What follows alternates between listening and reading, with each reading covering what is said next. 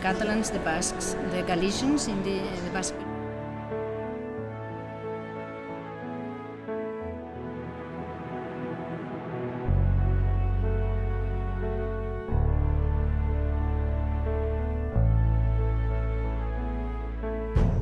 An independent future for Scotland.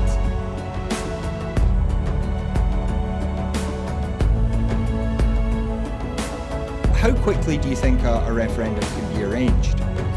Best practice demands that it should be 6 months.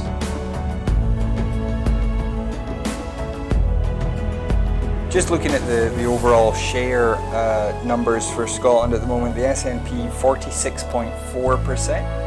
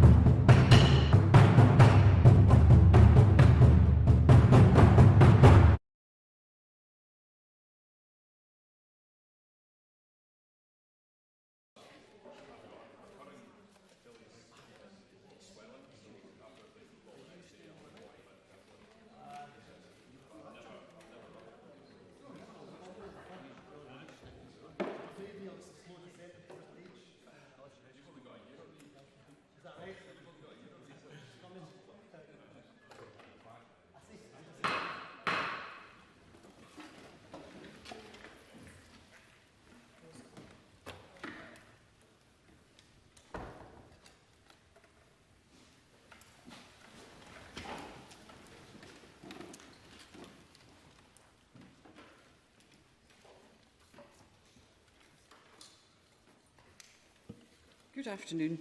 Can I remind members that social distancing measures are in place in the Chamber and across the Holyrood campus, and I ask that members take care to observe these, including when entering and exiting the Chamber, and please only use the aisles and walkways to access your seat and when moving around the Chamber. The first item of business this afternoon is time for reflection, and our time for reflection leader today is the Reverend Hayley Cohen, Minister of North Esk Parish Church, Musselburgh.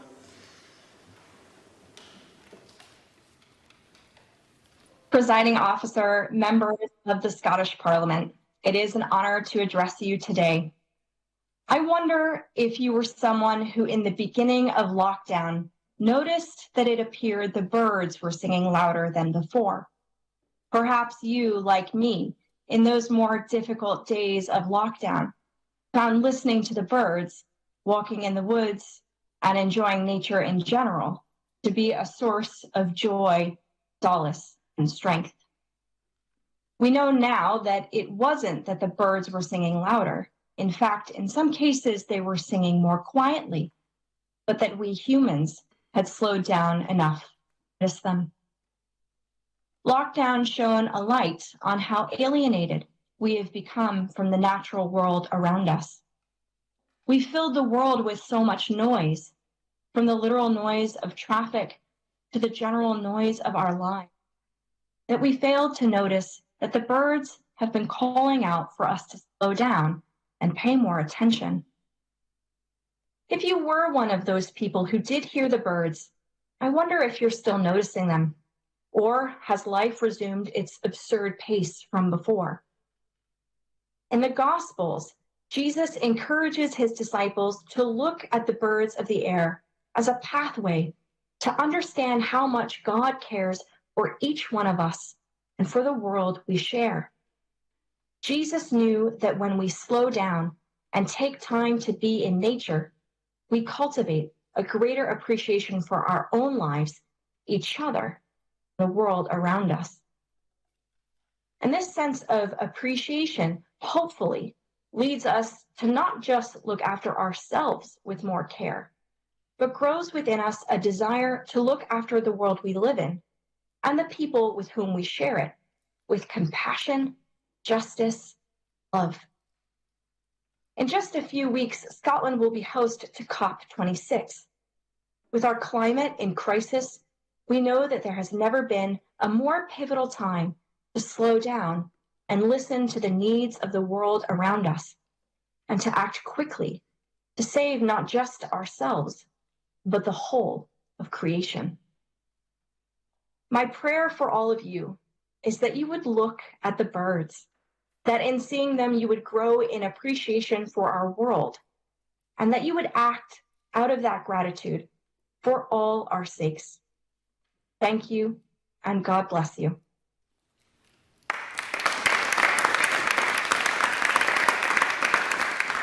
Thank you. Thank you, Reverend Cohen. The next item of business is topical questions. In order to get as many people in as possible, short and succinct questions and responses would be welcome. And I call Sue Webber. Thank you, Presiding Officer. I'd like to ask the Scottish Government whether it will provide an update on the use of face-to-face GP appointments. Cabinet Secretary Hamza Youssef. Thank you, Presiding Officer. Can I take this opportunity to thank our hard-working GPs for all that they have done before the pandemic, but crucially the good work that they've done during the pandemic. Public Health Scotland is publishing guidance on distancing and infection control measures in health settings. They'll be doing that to change the 2-metre rule to 1 metre.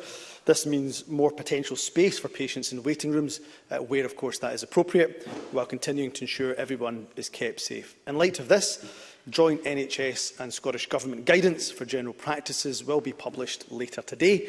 This is an important step in getting more in-person appointments in primary care. Today's guidance also makes clear that there's no longer a need to triage every patient, although GPs and clinicians should continue to screen patients for COVID before seeing them face-to-face. It contains resources for practices to help improve their communication with patients, as well as access arrangements.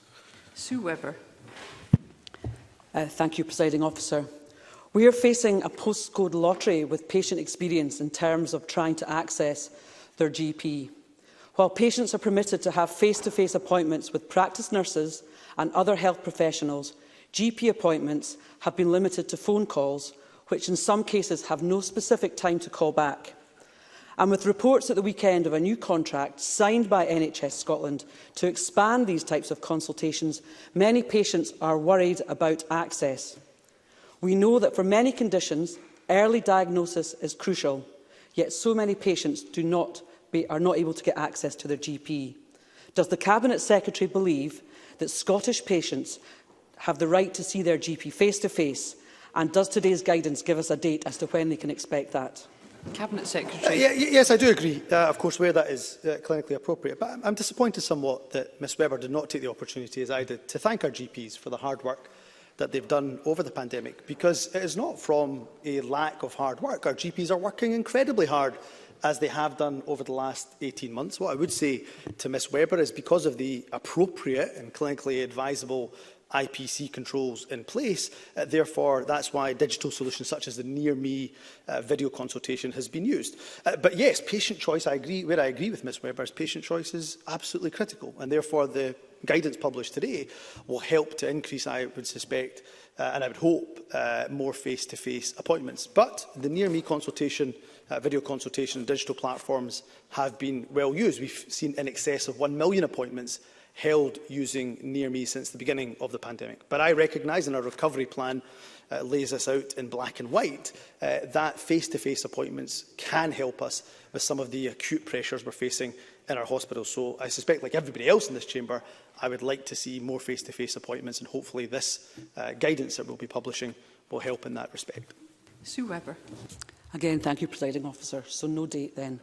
As I mentioned earlier, accessing healthcare is a problem right now for so many patients. With many unable to access their normal healthcare routes, like going to their GPs, they are simply turning to our A&E services. For the last 4 weeks in a row, we have seen the number of patients not being seen within 4 hours at our A&E hit shocking new highs. And with Scotland's largest health board, Greater Glasgow and Clyde, it's now telling people not to turn up unless it is life-threatening. What is being done to tackle these waiting times now, and as we move into the critical period of winter, what planning is underway now to ensure we do not see a future A&E winter crisis? Cabinet Secretary. So first of all, again, I would say to Ms Webber, clearly we are under pressure. Every single health service right across the world, I suspect, but certainly across the UK, is under pressure. She's absolutely right. A&E waiting times, target times are not being met. That is, of course, deeply regrettable. But I cannot magic away the effects of the pandemic. These are effects that are being felt right across the rest of the UK. And look, this is no consolation to anybody who's had to wait more than 4 hours, but our A&E continues to perform better than any other A&E across the entire UK. So we're taking immediate action. £12 million has gone to health boards to help with the immediate pressures. I hope to see some response and, to the current crisis we're facing. But in terms of the autumn-winter pressure, I can give an absolute assurance to Ms Webber, and if any member of this chamber wishes to have more detail about autumn-winter planning, that planning started months ago. We are very concerned about winter because we suspect we will see challenges around flu. We're already seeing challenges around RSV, and of course autumn-winter generally sees more trip slips and falls too. So we are concerned, but we're already investing to make sure that our workforce continues to be not just at record high levels, but the best paid in the entire UK. Paul O'Kane. Thank you, Presiding Officer. And I would like to take this opportunity to thank our GPs and acknowledge the importance placed on high-quality care in general practice, where GPs have time to nurture and maintain relationships of trust with patients.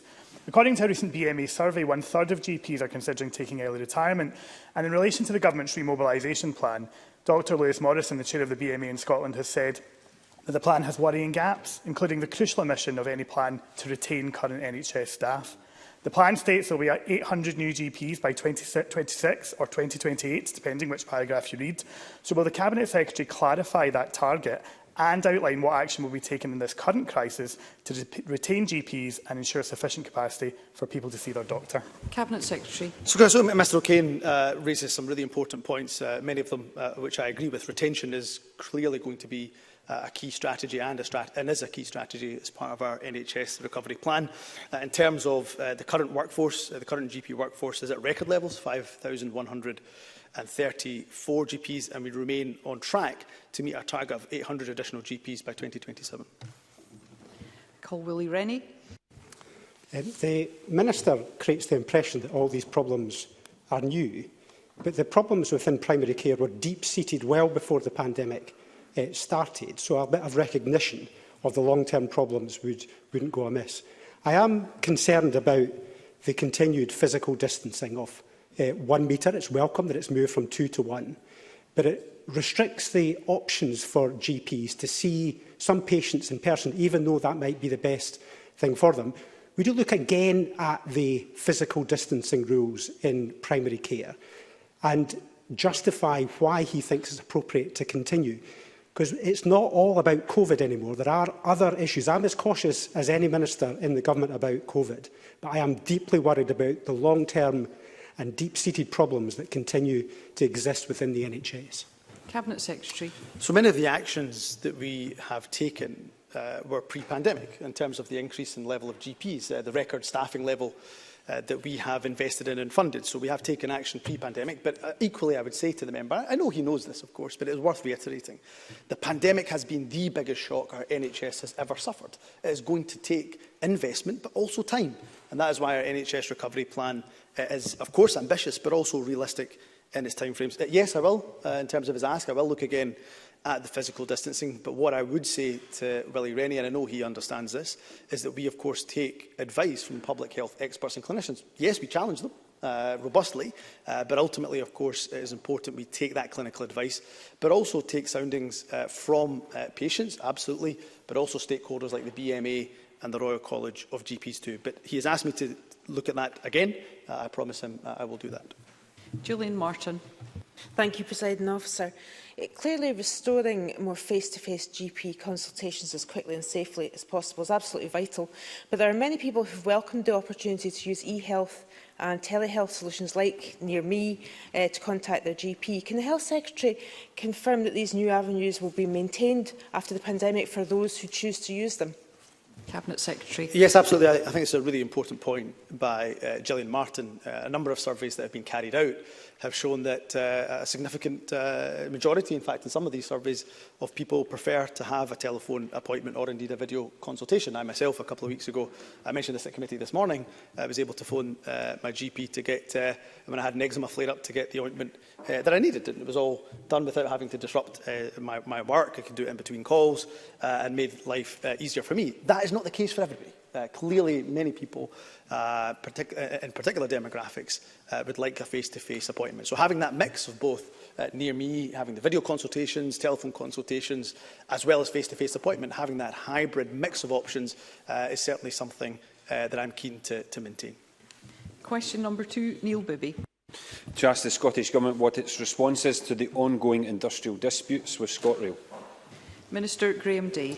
Presiding Officer, firstly, I want to reiterate this Government's recognition and appreciation of the contribution that all our rail workers made during the pandemic to keep rail services operating. There is actually only one dispute currently impacting ScotRail services on a Sunday.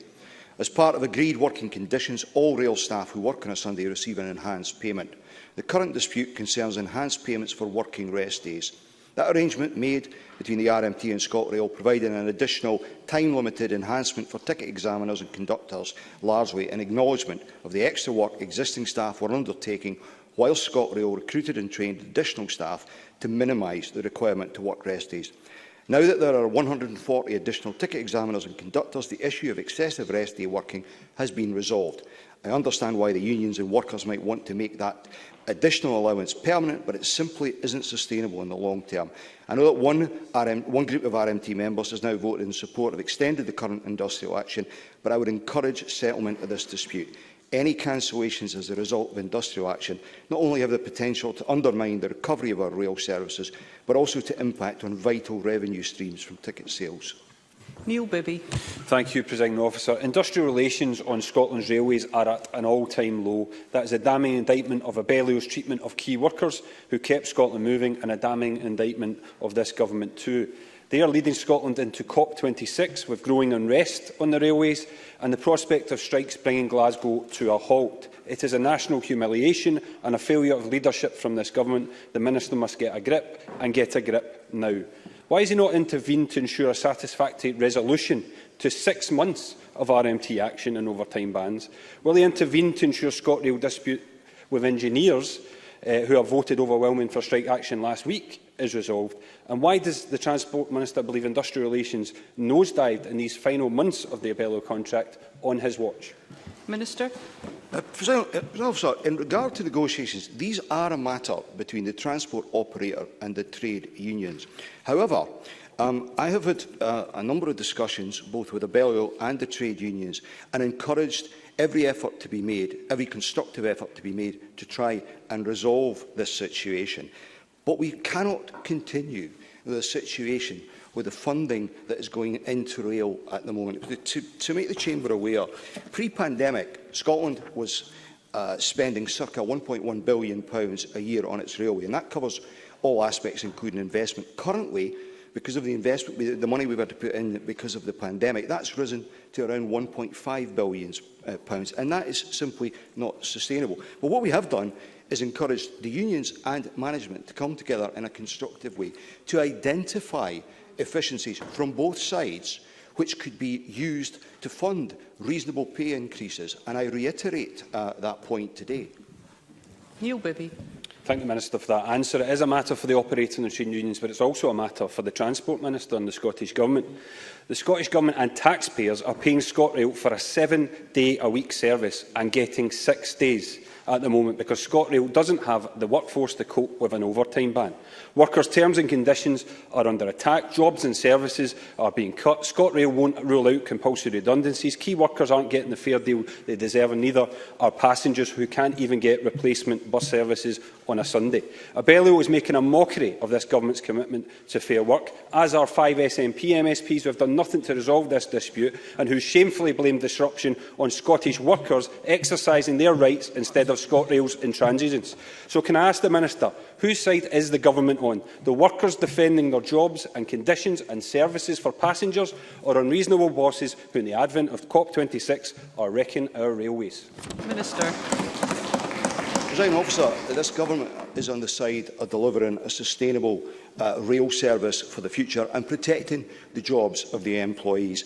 But this is a time for everyone to act responsibly, a time for recognising the challenges we face on the rail and finding a way to build back from the pandemic in a manner which delivers a more sustainable and efficient service which is ready to meet future demand. And everyone includes Labour.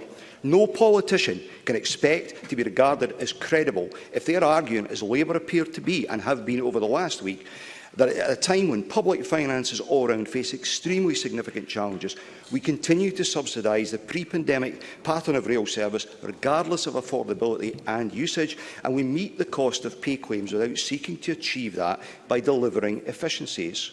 Presiding Officer, we all aspire to have an efficient and sustainable rail service, and we all have a responsibility to help the delivery of that.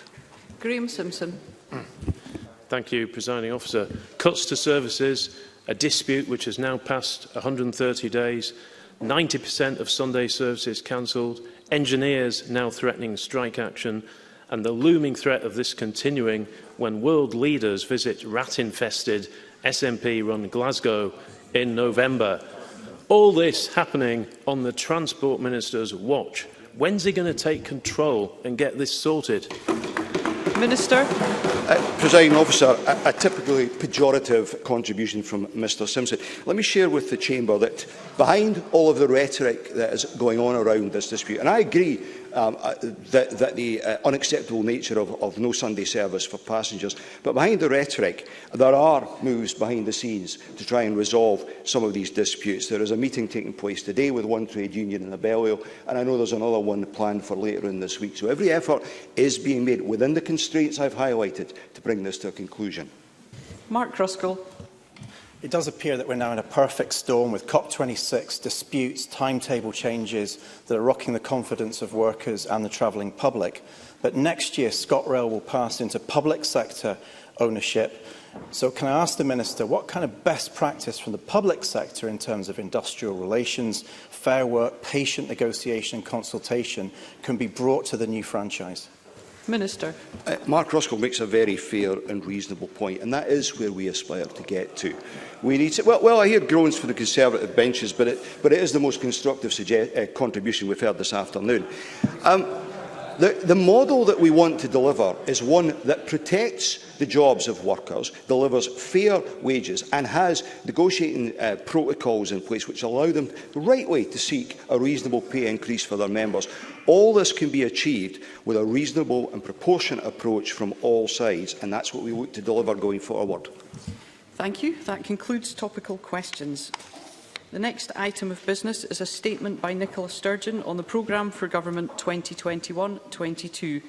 The First Minister's statement will be followed by a debate, and so there should be no interventions or interruptions during the statement. I call on Nicola Sturgeon. First Minister. Thank you, Presiding Officer. Today I will set out the Government's programme for the year ahead and our priorities for the duration of this Parliament as we implement the manifesto we were resoundingly re-elected on in May and our cooperation agreement with the Scottish Green Party. This programme addresses the key challenges Scotland faces and it aims to shape a better future.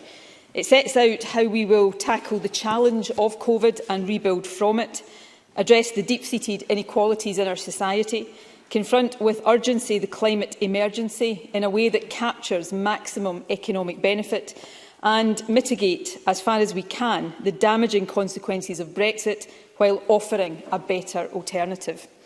In detail, it sets out plans to invest in and reform our public services, establish a national care service, extend and increase the Scottish Child Payment, build more affordable houses, guarantee opportunities for young people, build an economy fit for the future and show real leadership on the climate crisis. It also reaffirms the Scottish Government's commitment to an independence referendum. Our democratic mandate to allow people to decide the country's future is beyond question. And at this juncture in history, it is essential that we consider the kind of country we want to be and how best to secure it. As we emerge from the pandemic, choices fall to be made that will shape our economy and our society for decades to come. Which Parliament, Westminster or Holyrood, should make these choices, and what principles will they be guided by? These are questions which cannot be avoided nor postponed until the die is already cast. So we intend to offer the choice. We will do so only when the COVID crisis has passed, but our aim, COVID permitting, is that it will be in the first half of this Parliament before the end of 2023. And crucially, we will ensure that the choice, when it does come, is a fully informed one. To that end, I can confirm that the Scottish Government will now restart work on the detailed prospectus that will guide the decision. Presiding Officer, the case for independence is a strong one, and we will present it openly, frankly, and with confidence and ambition. Building a better future for those who come after us should be the ambition of any government. Of course, the immediate priority of this government is to lead Scotland out of the pandemic. We are currently experiencing a surge in cases, though possibly seeing an early sign that the rate of increase is beginning to slow. And I will update Parliament on that in more detail tomorrow. However, we remain focused on keeping the country as safe as possible in the face of a highly uncertain situation. We will continue to maximise uptake of vaccines across eligible groups and extend vaccination quickly in line with any advice from the JCVI or the Chief Medical Officer. We will support Test and Protect and introduce the Coronavirus Compensation for Self-Isolation Bill. This will allow health boards to focus on key services, while local and national governments provide support for those asked to self-isolate. We will work with businesses to ensure safe environments for workers and customers.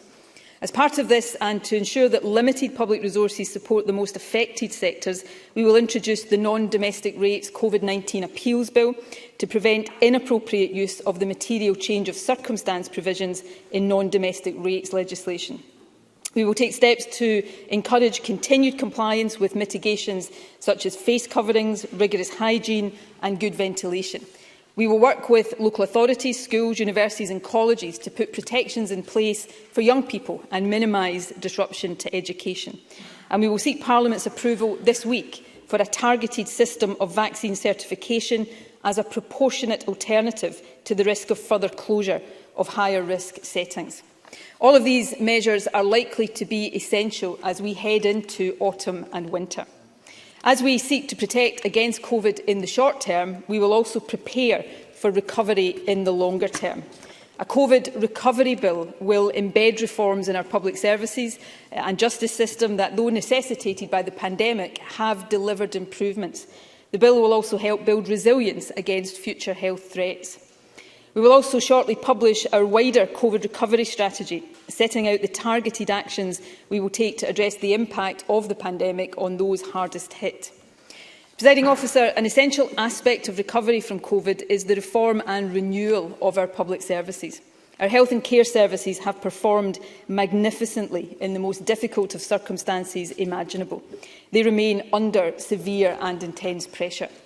The Scottish Government will do all we can to support those who work in health and care. We have already implemented a 4% pay increase for Agenda for Change staff, the biggest single-year rise in the history of this Parliament and the biggest of all the 4 UK nations. We will continue to ensure fair and competitive pay for all who work in the National Health Service.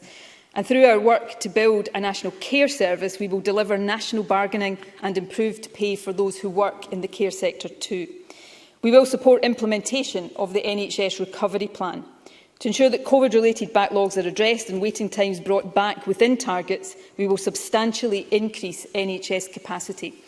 Inpatient and day case capacity will increase by 10% over the next 18 months and by 20% over the next 5 years.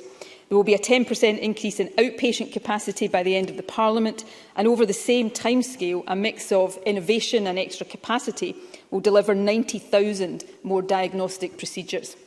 The recovery plan will be backed by more than £1 billion of targeted investment, and I can confirm today that we will increase investment in frontline health services by 20% over the lifetime of the Parliament.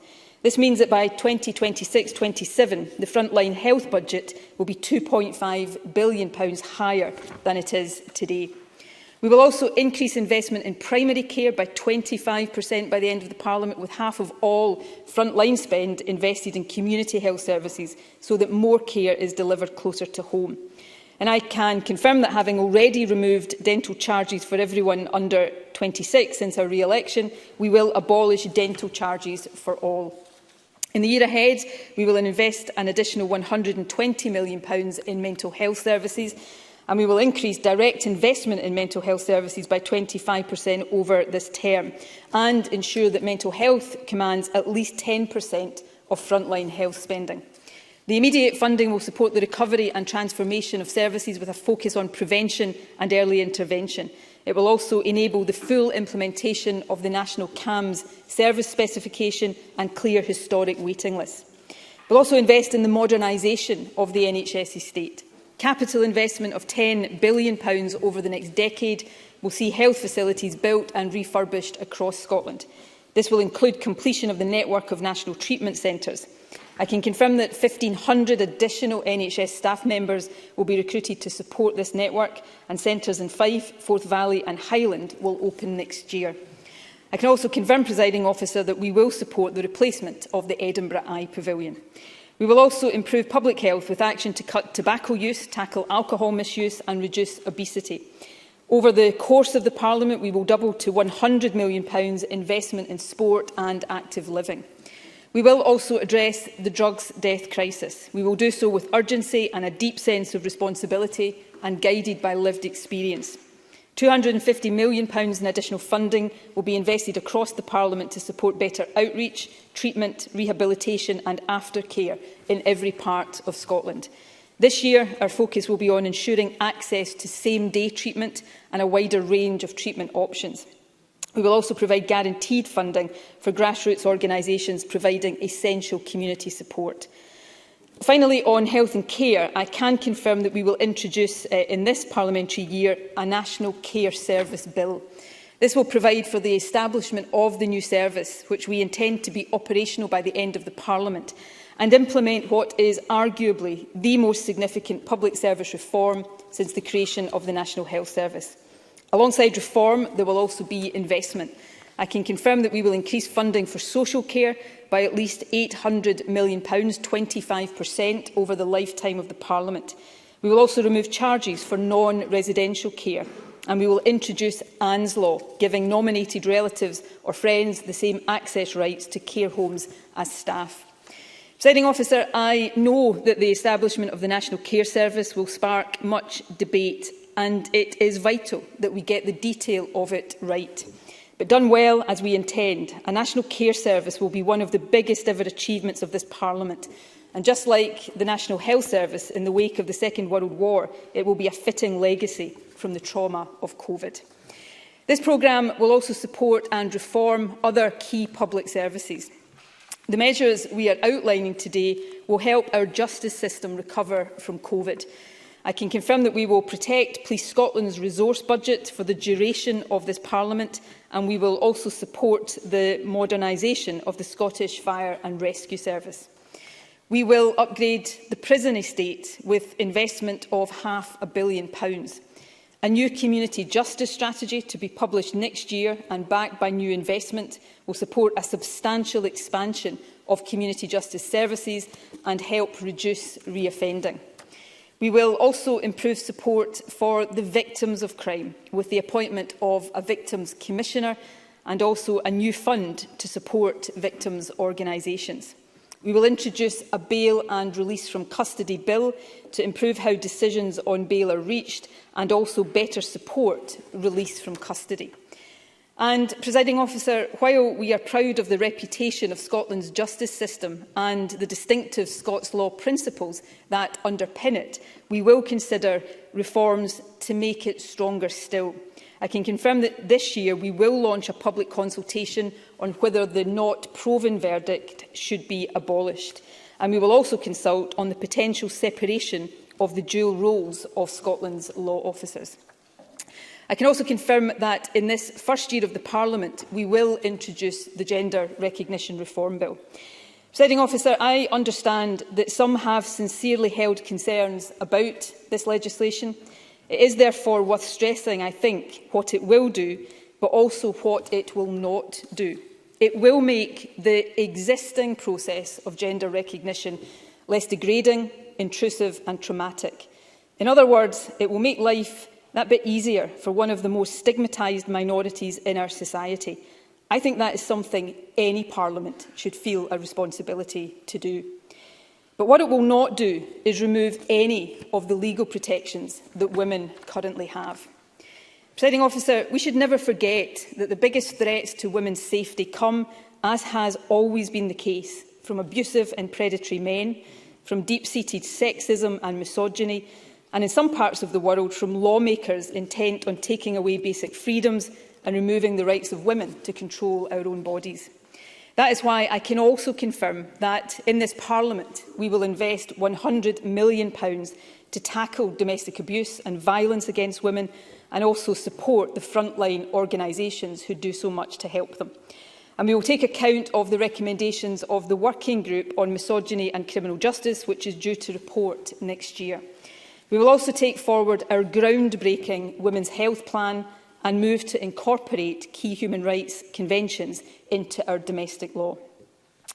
Presiding Officer, we will also take forward a number of measures to tackle long-standing concerns and address past injustice. We will introduce a fireworks and pyrotechnics bill to tighten the law on the sale and use of fireworks and reduce the misery they can cause in communities. We will make legislative changes to tackle irresponsible dog ownership. And we will introduce the Fox Control Bill to strengthen the law on the use of dogs to flush foxes and other wild mammals. Last, Presiding Officer, but by no means least, we will introduce the Minors Pardon Bill to provide a collective pardon for those convicted of certain offences during the 1984-85 miners' strike. And I very much hope this will bring some closure to those convicted, to their families and to the communities affected. Presiding Officer, in the year ahead and over this Parliament, we will continue our investment in and reform of education. We will implement the recommendations of the OECD review of the curriculum. We will continue our work to close the poverty-related attainment gap with further investment of £1 billion over the course of the Parliament. Since the election, over £200 million has already been provided to local authorities, head teachers and other partners. We will also provide funding for councils to recruit 3,500 additional teachers and 500 classroom assistants. £50 million of this funding has already been allocated to support the recruitment of all of the classroom assistants and the first 1,000 teachers. We will also reduce the cost of the school day. Since the election, we have already abolished music tuition charges and extended universal provision of school meals to children in primary 4. Over the course of the Parliament, we will extend free school meals to all primary school pupils all year round. We will also provide every child with an electronic device and a connection to get online, recognising that this is as essential to education today as jotters and pencils were in years gone by. Support for children and young people is indeed one of the key themes running through this programme. One of the landmark achievements of the last Parliament was the expansion of free childcare provision for 3- and 4-year-olds and vulnerable 2-year-olds. In this Parliament, we will go much further. We will extend entitlement to funded early years learning to all 1- and 2-year-olds, starting with low-income households. And we will also develop a system of wraparound childcare, offering care before and after school and during the school holidays.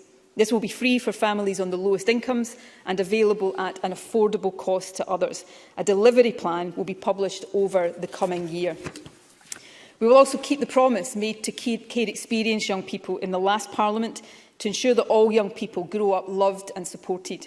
We will introduce a new care experience grant payable to young people with care experience between the ages of 16 and 26, and we will complete a review of the children's hearing system. We will do more to avoid children entering care by improving the preventative support available to families before they reach crisis point. A £500 million whole family wellbeing fund will support these services over the term of this Parliament. And we will also work with local authorities to introduce a minimum national allowance for foster and kinship care. Presiding Officer, we, and I hope this is a commitment shared right across this Parliament, we are determined to end child poverty. The Scottish Child Payment, already benefiting eligible families with children up to age 6, will be extended to cover children up to age 16 by the end of next year. This year, ahead of that full rollout, we will make bridging payments for all children eligible for free school meals. In our manifesto, we committed to increase the child payment from £10 to £20 per child per week by the end of this Parliament. That commitment stands, but I can confirm today our intention to deliver this as early within the life of this Parliament as possible. Given the scale of this commitment, it must be considered as part of our budget process. However, we will set out how and exactly when this commitment will be met when we publish the budget bill. Our firm intention is to do this sooner rather than later. The Scottish Child Payment sits, of course, alongside the wider support provided to families and communities. During this Parliament, we will work to develop a minimum income guarantee. The aim is to ensure, through a combination of earnings, targeted payments and services, that everyone has a sufficient income to live with dignity. A cross-party steering group to guide this work has already been established, and while it is work important for its own sake, I hope it will also lay the foundations for the introduction of a citizen's basic income when this Parliament has full powers over tax and welfare. Presiding Officer, we will build also on our investment in housing over the last Parliament to further improve the availability of good quality, affordable, energy-efficient homes. I can confirm that we will invest almost £3.5 billion in this parliamentary term to progress our commitment to an additional 110,000 affordable homes across Scotland. At least 70% of these will be for social rent. The Scottish Government funding will support total investment of £18 billion, and as well as delivering affordable homes, this investment will support up to 15,000 jobs. By the end of the year, we will also publish a new strategy for the rented sector. This will include a commitment to an effective system of national rent controls and measures to strengthen tenants' rights. We will also invest an additional £50 million to tackle homelessness and rough sleeping and extend the transformative Housing First approach right across Scotland to ensure people have access to secure housing and also the support needed to tackle the wider causes of homelessness. Presiding Officer, our support for public services and individuals and families must be matched by support for our economy. A fair, equal society and a strong, sustainable economy are not competing aims, they are interdependent. Businesses continue to be badly affected by the pandemic. I am hugely grateful for the efforts of thousands of companies across the country to keep workers and customers as safe as possible. Just as they are supporting our collective efforts to tackle COVID, so too must we support them. And as we do so, we will work in partnership with business. I can confirm that we will continue to deliver the most competitive non-domestic rates framework anywhere in the UK. 100% rates relief will continue for the retail, leisure, aviation and hospitality sectors for the whole of this financial year. And the small business bonus, the Fresh Start relief and the business growth accelerator will all continue for the entire duration of this Parliament. We will promote growth sectors such as space and life sciences and support key sectors such as tourism and food and drink. As part of this, we will introduce in this parliamentary year a Good Food Nation bill. We will also support our culture sector, recognising the enormous benefits it brings not just to our economy but also to our international reputation and our well-being as a country. We will do more to support local businesses, having already launched the Scotland Loves Local campaign to encourage people to do more shopping in local communities. We will now launch a £325 million place-based investment scheme to revitalise town centres. We will also support our rural economy. In the next 12 months, we will launch a fund for rural entrepreneurs to support the relocation or creation of 2,000 new businesses. We will set out plans to support farmers after our forced withdrawal from the European Common Agricultural Policy, and we will consult on an agriculture bill to be introduced later in the Parliament. I can also announce that we will double the Community Land Fund over the course of the Parliament to support further community buyouts of land and property in both rural and urban areas. We will also support and promote the digital economy. Our R100 programme will help make superfast broadband available to every business and every household in Scotland. Our Connecting Scotland programme will help connect 300,000 households who might not otherwise have the means to do so. We have opened the £25 million Digital Boost Fund to help small and medium-sized enterprises get access to both the skills and the equipment that they need. And of course, we will continue to implement the Logan review of the technology sector, for example, by supporting tech scalers in 5 of our cities.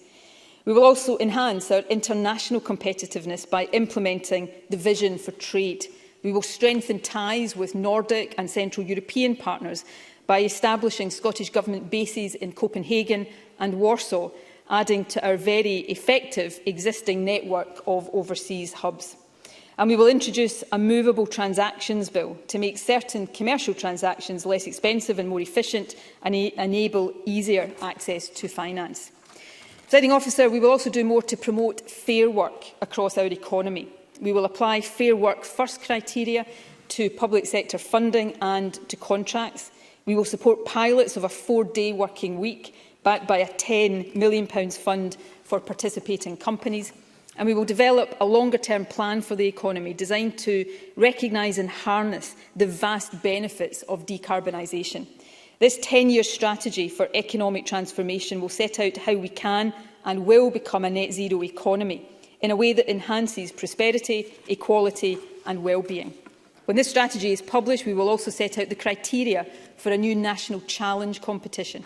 Backed by £50 million, this will fund projects with the greatest potential to drive and accelerate our net zero transformation. This national work will be supported by regional economic partnerships, which will be established over this coming year. We will also implement the recommendations of the Just Transition Commission.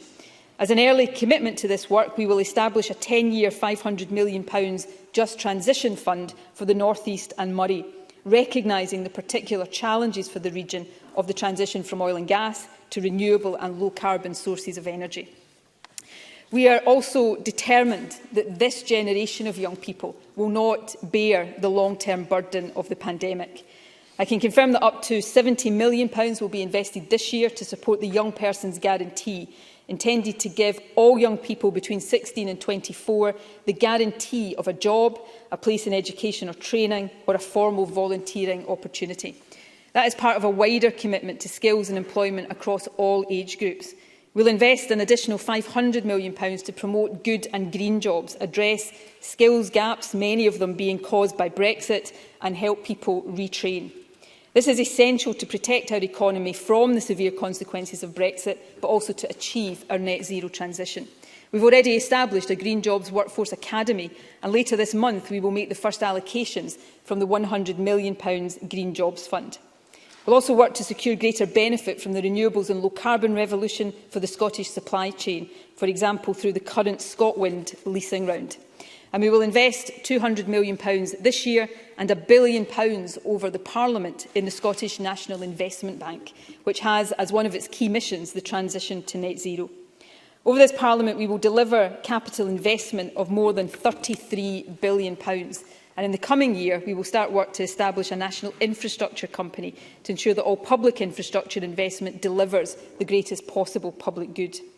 Presiding Officer, in summary, today's programme aims to ensure that individuals and businesses and the country as a whole are equipped to meet the challenge of the net zero transition, but also realise the benefits in the form of jobs, investment and revenue for our country.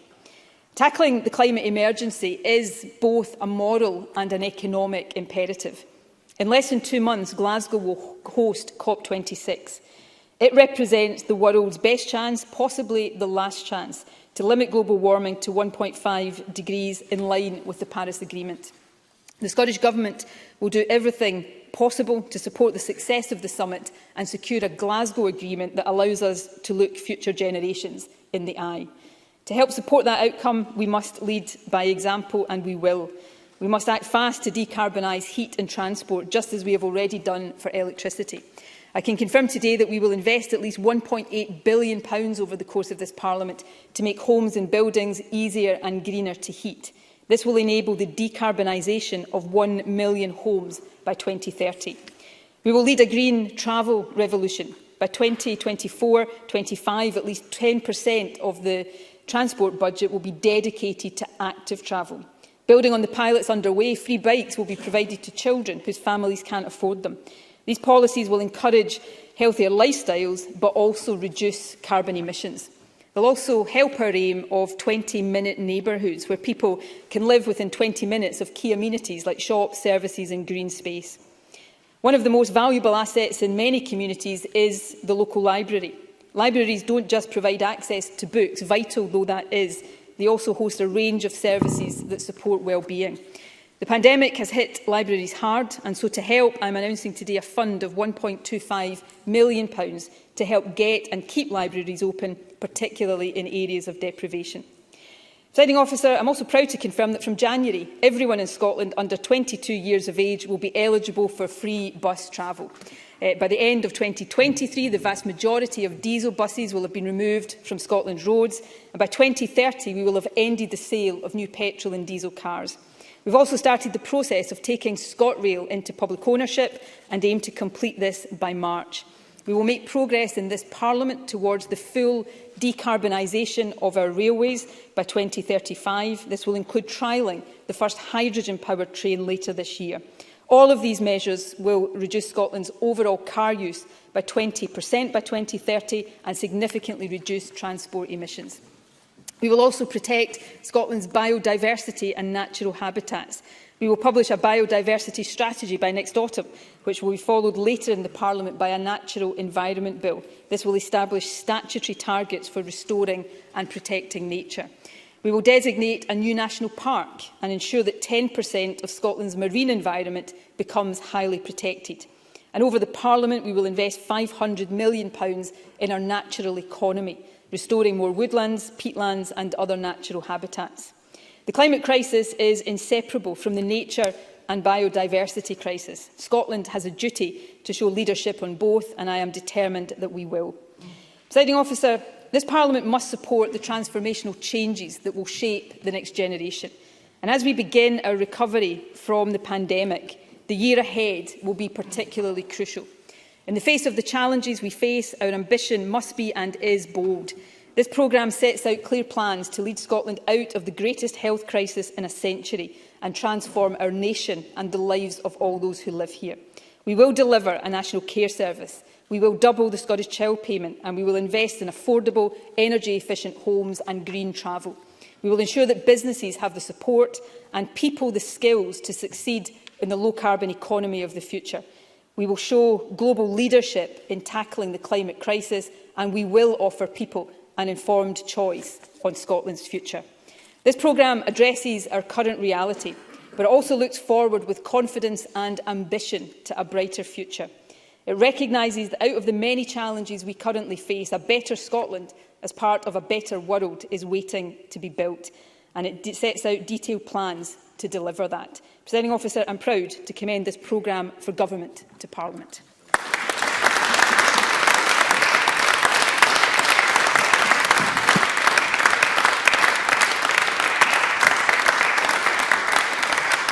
Thank you, First Minister. The next item of business is a Scottish Government debate on the programme for Government 2021-22.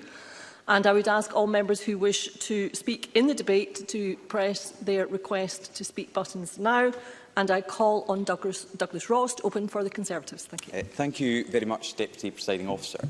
This is a programme for Government which was delayed from last week because Nicola Sturgeon prioritised taking Green MSPs into her government over outlining her plans for the year ahead. And her priorities were wrong last week, and they're still wrong this week, because another independence referendum is front and centre of the First Minister's plans for the year ahead. In a statement that is 27 pages long, it takes to just the fourth paragraph for Nicola Sturgeon to mention independence. It's right up there in front of all of the other priorities that we should have. Well, SNP members are heckling. This is a debate. I'm quite happy to take an intervention, and I will come to Mr Allen. I'm quite happy to take an intervention from any member who thinks it's correct that in the time of a pandemic that it's right for the First Minister to yet again prioritise independence over anything else. I'll give way to Alistair Allen. Alistair Allen. I thank the member for giving way. He mentions all this as if it was never made clear either in the manifesto or in the result of the election, that the SNP is in favour of a referendum on independence? Douglas Ross. The election that Mr Allen references was one where the SNP failed to get a majority. And let's remember, Deputy Presiding Officer, Alistair Allen, Nicola Sturgeon, Humza Yousaf, all of the SNP MSPs, like all of the Conservative MSPs, all of the Labour MSPs, all of the Liberal Democrats and all of the Greens, said in the election that our priority for each and every one of the 129 of us would be Scotland's recovery from this pandemic. But that's not the priority of this First Minister, who told the people to trust her to prioritise the recovery, who has put front and centre paragraph 4 of her statement, another independence referendum. And we've heard from the First Minister for well over half an hour, but we will hear more, and I'm happy to give way. First Minister. We agree on the importance of recovery from COVID. I wonder if Douglas Ross would take the opportunity to comment on any of the 26.5 pages of the statement that set out plans, bold, ambitious plans, to lead Scotland out of this pandemic. It's his speech, but perhaps we can hear some of that in due course. Douglas Ross. We will hear some of what was totally omitted from the First Minister's speech, but I'll come on to that in a moment, because Nicola Sturgeon has put independence above Scottish jobs. Separating Scotland is the top priority for her government, not our recovery. Their focus is on a referendum, not the future of Scotland getting through this pandemic. This government should be pouring every single bit of time and effort into our economy, into tackling drug deaths and into remobilising our NHS. But no, they put independence at the forefront again. Instead, the government will start work on a detailed prospectus for an independent Scotland, taking time and resources away from the priorities that they should be focusing on to another independence referendum. Nicola Sturgeon is giving us a new white paper on independence instead of a plan for jobs, instead of a plan to tackle drug deaths, and instead of a plan for our NHS recovery. However, there are elements of this programme for government which we support on this side. Many of the elements that the Scottish Conservatives led on for the last year. We welcome the fact that the big headline policy trailed ahead of this document was wraparound childcare. That's a policy that we on this side of the chamber announced would be in our manifesto for May's election sometime before the First Minister announced it would be in hers. Ensuring that parents can continue in their job, continue with secure employment. Sorry, First Minister. Yes, I'll give way again because the First Minister was chuckling away to her Health Secretary. We were asked. Sorry, First Minister. When I'm standing, you have to sit. But we were told there was going to be a new style of politics. And it seems the First Minister likes to announce a new style of politics, but not deliver it herself. So I will give way. First Minister. Douglas Ross wanted to know what I was saying to my Health Secretary. What I was actually saying to my Health Secretary was that listening to Douglas Ross was that listening to playground politics, and couldn't we all raise our game? So now that he wants to join me in that, perhaps we can hear some substance from Douglas Ross instead of what we've had 5 minutes into his speech. Douglas Ross. The irony, Deputy Presiding Officer, of Nicola Sturgeon accusing anyone of playing playground politics will not be lost on people watching this debate today. And she asked for substance. I was saying the Scottish Conservatives welcome the commitment to wraparound childcare because we can see how important it is to ensure that parents can continue in their job, continue with secure employment when their child moves from nursery and early years into primary school.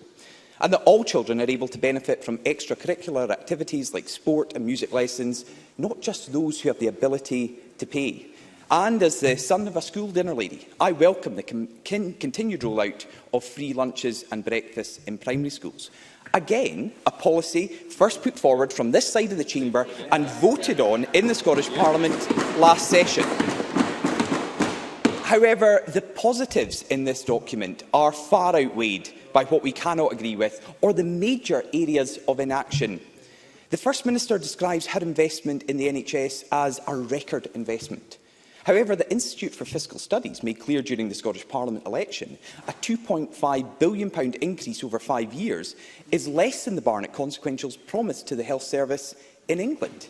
That seems like far from record investment to me. We cannot see a repeat of this government's previous tactic of siphoning off health funding for other priorities, just as we saw during the time when Nicola Sturgeon was Health Secretary. We need to see a bare minimum of health funding increases to the Scottish Government being spent on health here in Scotland. And we know from recent UK Government announcements that we will see hundreds of millions of pounds in Barnett consequentials delivered to this government. This has given the SNP a second chance to do what we called for them to do in the election, to rip up the flimsy pamphlet from last month and produce a paper on NHS remobilisation, because that has to be a priority going forward. Give our NHS the support it needs, not in 5 years, but right now, this year. Give clinicians and healthcare professionals the funding they need to end the backlog in treatments in hospitals. Restore A&E waiting times, speed up our ambulance services and return to full face-to-face GP surgeries. And the First Minister has to confirm that every penny of this one-off injection will be put at the disposal of our NHS staff. Anything less would be a slap in the face to our brave health service workers who have done incredible work over the last 18 months. I want to come on to an area that the First Minister glossed over. And it's not surprising, because she's admitted herself that she took her eye off the ball with this. But the statement we've had today re-announces what the Scottish Government said they were going to do to tackle the drug death crisis in this country, when the figures were 1,264 last year. Now that has jumped to 1,339. What new policy, what new action, what change do we see from the Scottish Government? Nothing. In the programme for government is exactly the same that was outlined in January of this year, before the record number of deaths were announced this summer. If the First Minister listens, every day... No, I think we've heard enough. Listen, I'm saying... Can I just say to everybody that we've got a big, long debate ahead of us, and perhaps a bit of a camera approach on the part of everybody would be helpful. Thank you very much, Deputy Presiding Officer. Because what I was saying was every day in Scotland, every single day, more than 3 people are dying from drug overdoses, from drug abuse.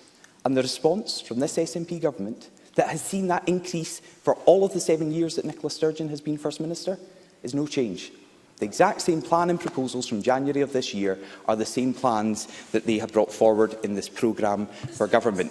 I will give way to the Drugs Minister. Angela Constance. I'm grateful to the member. Does Mr Ross recall the statement I made in Parliament, this Parliament, on the 3rd of August, where one example of a very new policy was the announcement that we would have, for the first time, a national rehabilitation recovery service for children and families, backed up by £8 million worth of investment? Douglas Ross. I was responding to what the First Minister said herself, what the First Minister has put in her programme for government, and it is the exact same that has been announced before. Indeed, that announcement was only putting money back in that Nicola Sturgeon and the SNP members voted to take out. And I think, after 7 years of increases in people losing their lives due to drug misuse in Scotland, we would hear more from the Drugs Minister or from the First Minister on this issue. But we're not. We're not hearing those vital proposals, which is why Scottish Conservatives are going to bring forward our own plans for a right to recovery bill, to ensure it's treated with the laser focus and the resources this national scandal deserves. This programme was a chance for the Government to commit to our proposal, and it will be a disappointment to many, both inside and outside this chamber, Deputy Presiding Officer, that the SNP have failed to do so. On social care, we had promises of a major centralisation towards a national service, stripping accountability and control away from local government. It's clear that this SNP government want to entrust councils with little more than bin collections. Although, looking at the state of Glasgow at the moment, I'm not sure Susan Aitken would be able to deal with even that. On this side of the chamber, we will oppose this damaging reorganisation, which will see funding spent on administration rather than frontline care staff.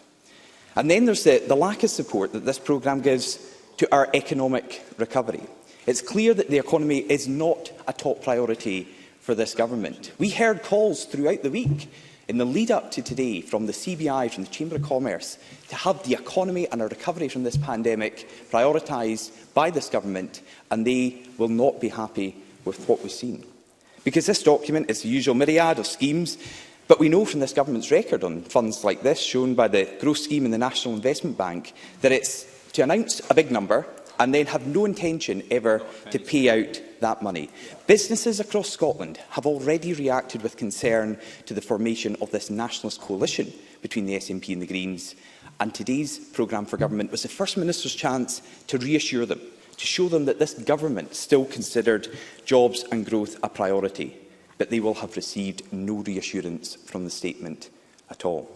A number of business representatives and organisations have called for a number of very specific priorities and policies, and they have not heard them. All we get from this government is the news that they're going to press ahead with damaging policies like the car park tax. And the government is continuing to press ahead with its proposals to make COVID laws, brought in as emergency legislation, permanent. And I'm sure we will be discussing this more later on this week. We also have heard on education a continued push by the SNP with the same failing agenda, which has seen Scottish education fall from being one of the best in the world to being considered internationally average, moving away from exams, away from courses that teach knowledge, and away from rigorous standards. Now, we welcome on this side the government's continued move towards scrapping the SQA, but this alone is not going to undo the harm the SNP have caused a generation of young people. And we have no confidence in an OECD review which is entirely government-managed. I don't know, do we get much extra time, Deputy Presiding Officer? Mr Ross, you can have a wee bit of extra time. Thank you. We took some interventions because this is a debate, and I was pleased to be able to do so. Presiding Officer, this programme confirms what we already know about this nationalist coalition. That it's a government that is being drawn away from the priorities of working for Scotland, drawn away from the priorities that really matter to people. And there will be tens of thousands of SNP voters who no longer recognise the party they voted for, who rejected Harvey and Slater's extremist views in the ballot box, only to watch in horror as Nicola Sturgeon let them walk through the front door of Bute House. We cannot support this programme because it puts another referendum ahead of our recovery from the pandemic. Not only does this disregard the essential support that we've seen over this period from the UK Government, but it is also totally the wrong priority. It's irresponsible and it's reckless. The fact that this government cannot park its obsession when faced with countless problems facing Scotland today tells us everything we need to know about Nicola Sturgeon and her priorities. When our NHS is on the brink of a fresh winter crisis and our economic recovery hangs in the balance, the SNP and the Greens would prefer to waste taxpayers' money on preparing for a second independence referendum. This is a programme for independence, not a programme for government. And so long as this coalition continues to put separation at the top of their plans, the Scottish Conservatives will continue to oppose this nationalist agenda. Thank you.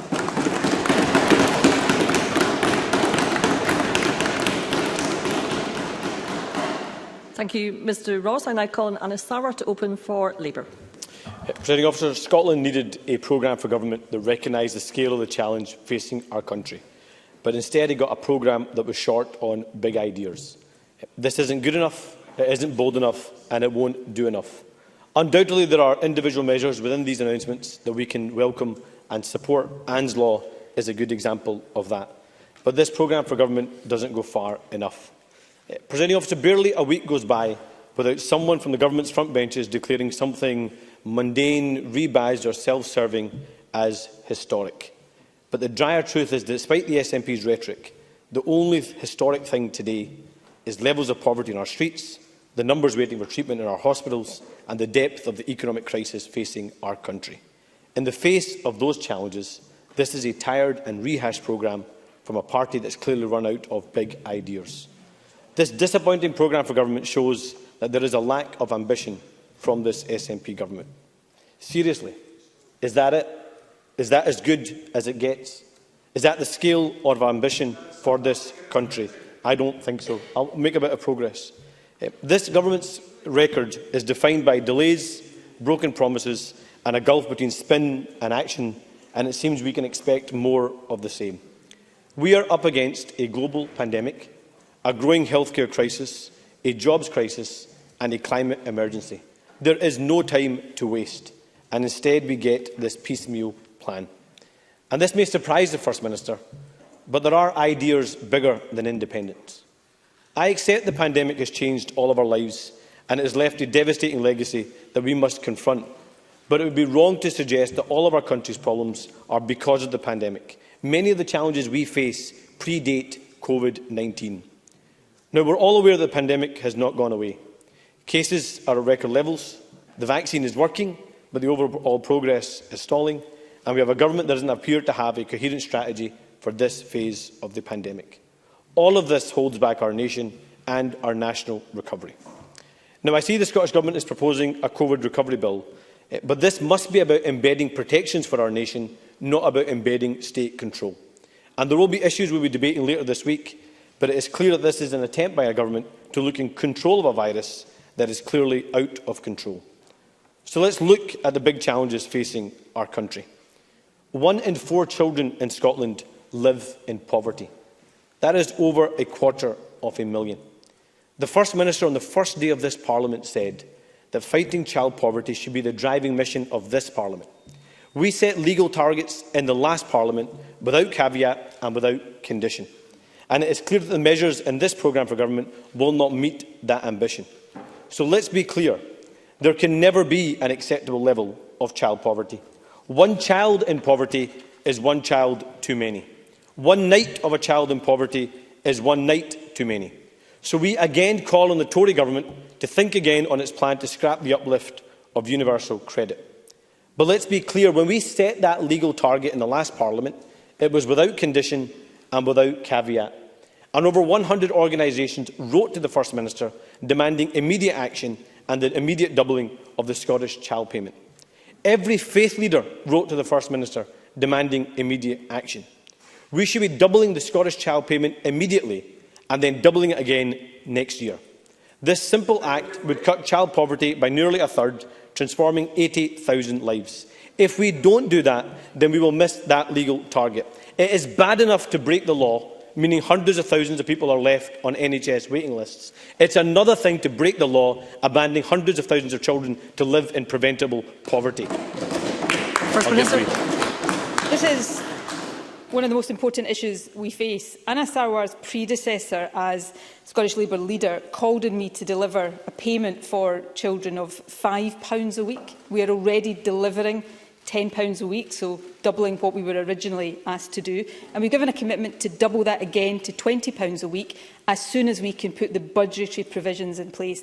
That's what I think children in poverty need, a government that is going to do the serious work to deliver as quickly as possible the commitments that we want to deliver. That's very different to simply plucking figures out of thin air with no idea whatsoever how to deliver them. And frankly, I think children across Scotland living in poverty deserve better than what Anna Sarwar is offering. Anna Sarwar. I welcome the £5 payment. I welcome when we had the £10 child payment. I'm talking about the original policy. But the reality is, when we set that legal target in the last Parliament, it wasn't for a press release. It wasn't so we could say, yes, this Parliament's thinking big. It was to set legal targets for this Parliament to act. And if we do not take meaningful action, we will miss that legal target. And that might be a bad news story for the Parliament on one day, but that bad news story means thousands of children still living in poverty across our country. That's why we need urgent action.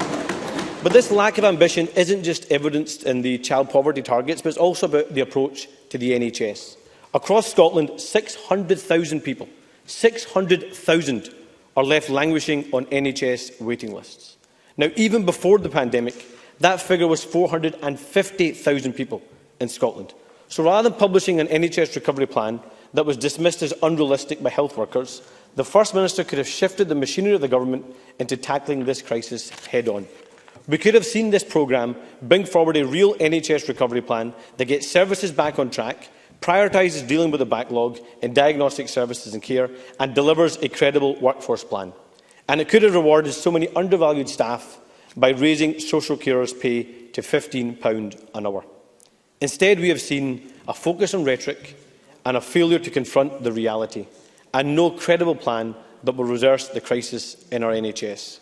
This utter lack of ambition, though, is again not limited to poverty or the NHS, but also in our jobs recovery and our economic recovery too. 30,000 young people in Scotland are unemployed. We are creeping towards the cliff edge of furlough, and yet there is no coherent plan for how we provide a jobs guarantee and an economic development plan for all parts of our country to make sure we have an inclusive urban, rural, coastal and island recovery. Scottish Labour called for the most ambitious job creation scheme in the history of the Scottish Parliament to confront that crisis, guaranteeing a job for every young Scot by investing in a national training fund and a business restart fund. Instead, the only meaningful job creation scheme we've seen in this Parliament has been for the First Minister's pals in this Parliament. Not quite what we meant by a focus on green jobs. In 2010, the SNP promised 130,000 green jobs by 2020, a laudable aim to help tackle the climate emergency. But instead, the number of people directly employed has fallen to just over 23,000. The Scottish Government's £100 million Green Jobs Fund, announced almost a year ago, has yet to create a single job. Now, we keep hearing about a just transition, but unless we act right now, we won't get in the buy-in from the communities we need to give support. We need a truly workers-led transition so that this government doesn't repeat the mistakes of the last Tory governments when whole communities were left on the unemployment scrap heap. This programme of government could have put our climate, not the Constitution, front and centre, with a focus on a real plan for a just transition, focused on developing the skills needed in a green recovery and protecting jobs and communities impacted by the transition to net zero. But also in education. There isn't enough in this programme to support Scotland's COVID generation. But they were being failed long before this pandemic. The truth is, Scotland's pupils have been shortchanged by the First Minister, her attempt to promise the world and deliver very little. Now, it's right that the failed SQA will be scrapped, but the scars of the pandemic will mark our education system for years to come. An entire generation of pupils will bear the weight of this disruption to their education as they go through education, and it could, without serious action, weigh heavily on their life chances and life outcomes. But still, despite this, the action to support pupils and teachers to work against the disruption of the pandemic has been minor at best. The number of full-time equivalent teachers in Scotland's schools is 1,700 fewer than when the SNP came to office in 2007. 1,700 fewer. More than 2,600 teachers have dropped or lost their professional registration over the last 5 years. That is a warning sign to this government that keeps being ignored. So whatever action we take now, it will have to rebuild after more than a decade of SNP cuts, damaging our education system before the pandemic even hit. And that's why we reiterate our call for an education comeback plan, including a personal tutoring programme for all ages and all pupils, and a genuine effort to encourage people to come and work in our education system. Anything less is an abdication of responsibility to our country's future. So I'll end by repeating my plea to this government. Focus on the challenges facing our country, on our country's priorities, not your priority. Scotland deserves a national recovery plan that meets our ambition to build a fairer and stronger Scotland together. Instead, what we have seen in this programme for government is just another example of a pattern that has defined this SNP government's approach. Promise big, never deliver, blame someone else, and hope people have forgotten about it when you get round to promising it again. Frankly, Scotland deserves better. Thank you, Mr Saber. I now call on Alex Cole-Hamilton to open for the Liberal Democrats. Thank you very much, Presiding Officer. After everything we've been through, Scotland needs new hope right now. New hope in our fight against the climate emergency, where we take serious action on the way we move about, the way we build and heat our communities, and in the decarbonisation of our economy. new hope for young people that they might once again enjoy the world-beating education they used to, access to jobs of their choosing, and get on the housing ladder if they wish, no matter where they come from. And new hope for the health of this nation, where people can receive the care they need in safely staffed settings, where they are not lied to by a government-sanctioned letter which tells them they'll be seen in 12 weeks when there isn't a hope they will be seen in 50. But in the pages of this programme, there is little in the way of that new hope to be found, but rather old hype, reheated and, as Sarwar just said, rebadged. Indeed, we've heard many of these assurances before. It has become something of a sombre tradition for the Liberal Democrat response to the programme for government to highlight mental health waiting times. This will be the 4th year in a row that we have done so.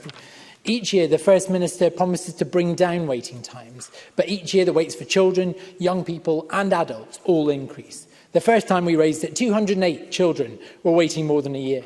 The next year, that number had more than trebled. That was something the First Minister described as unacceptable. But last year, we reached a new high of 1,500. Today, official statistics published this morning show 2,138 children and young people waiting over a year for first-line care. Presiding Officer, before the pandemic, the only thing the SNP's Waiting Times Recovery Plan had delivered in 3 years was the longest queue in the National Health Service for our most vulnerable children and young people. Now, the SNP Green Coalition are promising to clear waiting times in 2 years. I welcome that, I really do, but I want to know how. The Scottish Government needs to immediately publish its working on this in full, because children and young people deserve access to the very best care. They must not be parked on medication or referred to inferior online interventions just because ministers have a target to reach. It requires proper investment on top of the £120 million already secured by the Scottish Liberal Democrats in the last year's budget, and an ironclad plan to increase the workforce. A similar laser beam focus will be needed to tackle the drug death catastrophe that Anas Sarwar just mentioned. I sincerely hope that this is the last year that we have to raise these problems in this chamber. Presiding Officer, laying aside those concerns, there are aspects of the... I will to the Minister. Kevin Stewart. I thank Mr Cole-Hamilton for giving way. Since this government came to power, there has been an increase in CAMS staffing of almost 80%. Almost 80%. And we will continue to do our best for young people across this country.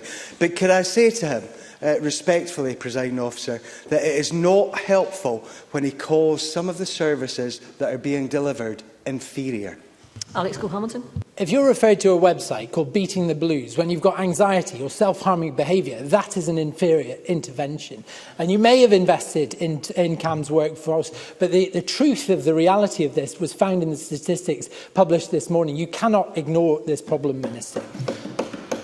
Presiding Officer, there are aspects of this programme that Liberal Democrats do welcome, on school meals, on the child payment, on COVID business support. We welcome also overdue expansion of funded childcare, but we will be paying close attention to the capacity strain in the sector and how flexibility is afforded to those needs of families who work irregular hours or have training needs.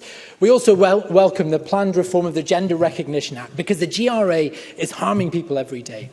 Reforms do not seek to endanger women or create an environment for predation. Instead, they will offer trans and non-binary people the dignity and freedom enjoyed by those countries like Ireland and France who have already reformed their gender recognition laws. These are countries in which concerns about a suggested link between self-ID and abuse have just not been realised. And, Presiding Officer, it is because this government deferred parliamentary consideration of these reforms that this debate has become so toxic. Would the member give way? I will. Willie Rennie. Alex Cole-Hamilton will have seen that Police Scotland today accepted corporate criminal liability for events around the M9 crash in 2015. Obviously, the case is still live, so I'm restricting what I can say. But this is clearly a significant case with consequences for both the police and the government. So does he think it would be appropriate for the government to consider apologising for what happened? Mr Cole-Hamilton, before you resume your contribution, can I just also stress that this case is still live and therefore you should approach the subject with caution. Thank you. I will certainly proceed with that caution, presiding officer. Indeed, Willie Rennie makes a very powerful point, but these are not matters for me. I'm quite certain he would have intervened on the First Minister earlier had he been permitted to. So can I take this opportunity to offer the First Minister the opportunity to address his concerns by intervention just now? Alex, Mr Cole-Hamilton, will you please resume your seat for a second? Just on the point of clarification there, the First Minister's contribution this afternoon was in the form of a statement, and the member will be aware that statements are given with no interventions or interruptions accepted. I think Mr Cole-Hamilton will be aware that's what the Bureau agreed to. Thank you. Of course. I'm just making an offer to the First Minister to respond to Willie Rennie's point, if she would be so minded. First Minister. Presiding Officer, I think it's particularly important that I behave responsibly in responding to this. I'm not aware of the stage of the court case today, but it may well be a live criminal case. Therefore, it would not be appropriate for me to respond in substance as soon as it is possible for the Scottish Government to do so. However, we will. Alex Cole-Hamilton. I'm very... Point of order, Stephen Kerr. From you, Deputy Presiding Officer, in relation to the nature of the statement that the First Minister gave, is it not the case that the First Minister herself insisted that there should be a statement today with no interventions and not a case of convention or procedure of this Parliament? Mr Kerr, I have attended the same Bureau meetings as you have attended, and we have discussed this matter, and the Bureau agreed that that was the way forward. I would also add, as I think the member will be aware, that issues concerning programme for government debates are always under review, and that will be the case as we go forwards. Thank you. Mr Cole-Hamilton. Thank you. I am very grateful to the First Minister for taking time to address Willie Rennie's concerns. The centralisation of Police Scotland, but also the careless manner in which it was rammed through, will forever be one of the biggest mistakes of this government. It wasn't just control rooms that descended into chaos, it was the target culture that went with it. Stop and search. The experience of botched, rushed centralisation of the police in Scotland is one of the many reasons that we in the Liberal Democrats are so worried about the planned ministerial takeover of social care. In today's statement, we see some further detail about those proposals for a national care service, but that term itself is deceiving. The First Minister has many talents, but she is not some 21st century Nye Bevan. The NHS, our most trusted national institution, was forged in the rubble and the poverty of war. It answered a need for treatment that was free at the point of delivery. It has established a template for socialised medicine the world over. To call it a national care service is disingenuous. There has been no suggestion that this will be a socialised model of care. It certainly won't be offered free at the point of delivery. This is a gimmick and a ministerial power grab. As such, Scottish Liberal Democrats stand with the RCN and other stakeholders who believe that these proposals will distract from and delay implementation of other important reforms. Presiding Officer, I want to come to address the centrepiece of this coalition government's agenda, and I start with a reflection on their new partners. Only in Catalonia, Presiding Officer, will you find another Green Party that seeks to blend environmentalism with separatism.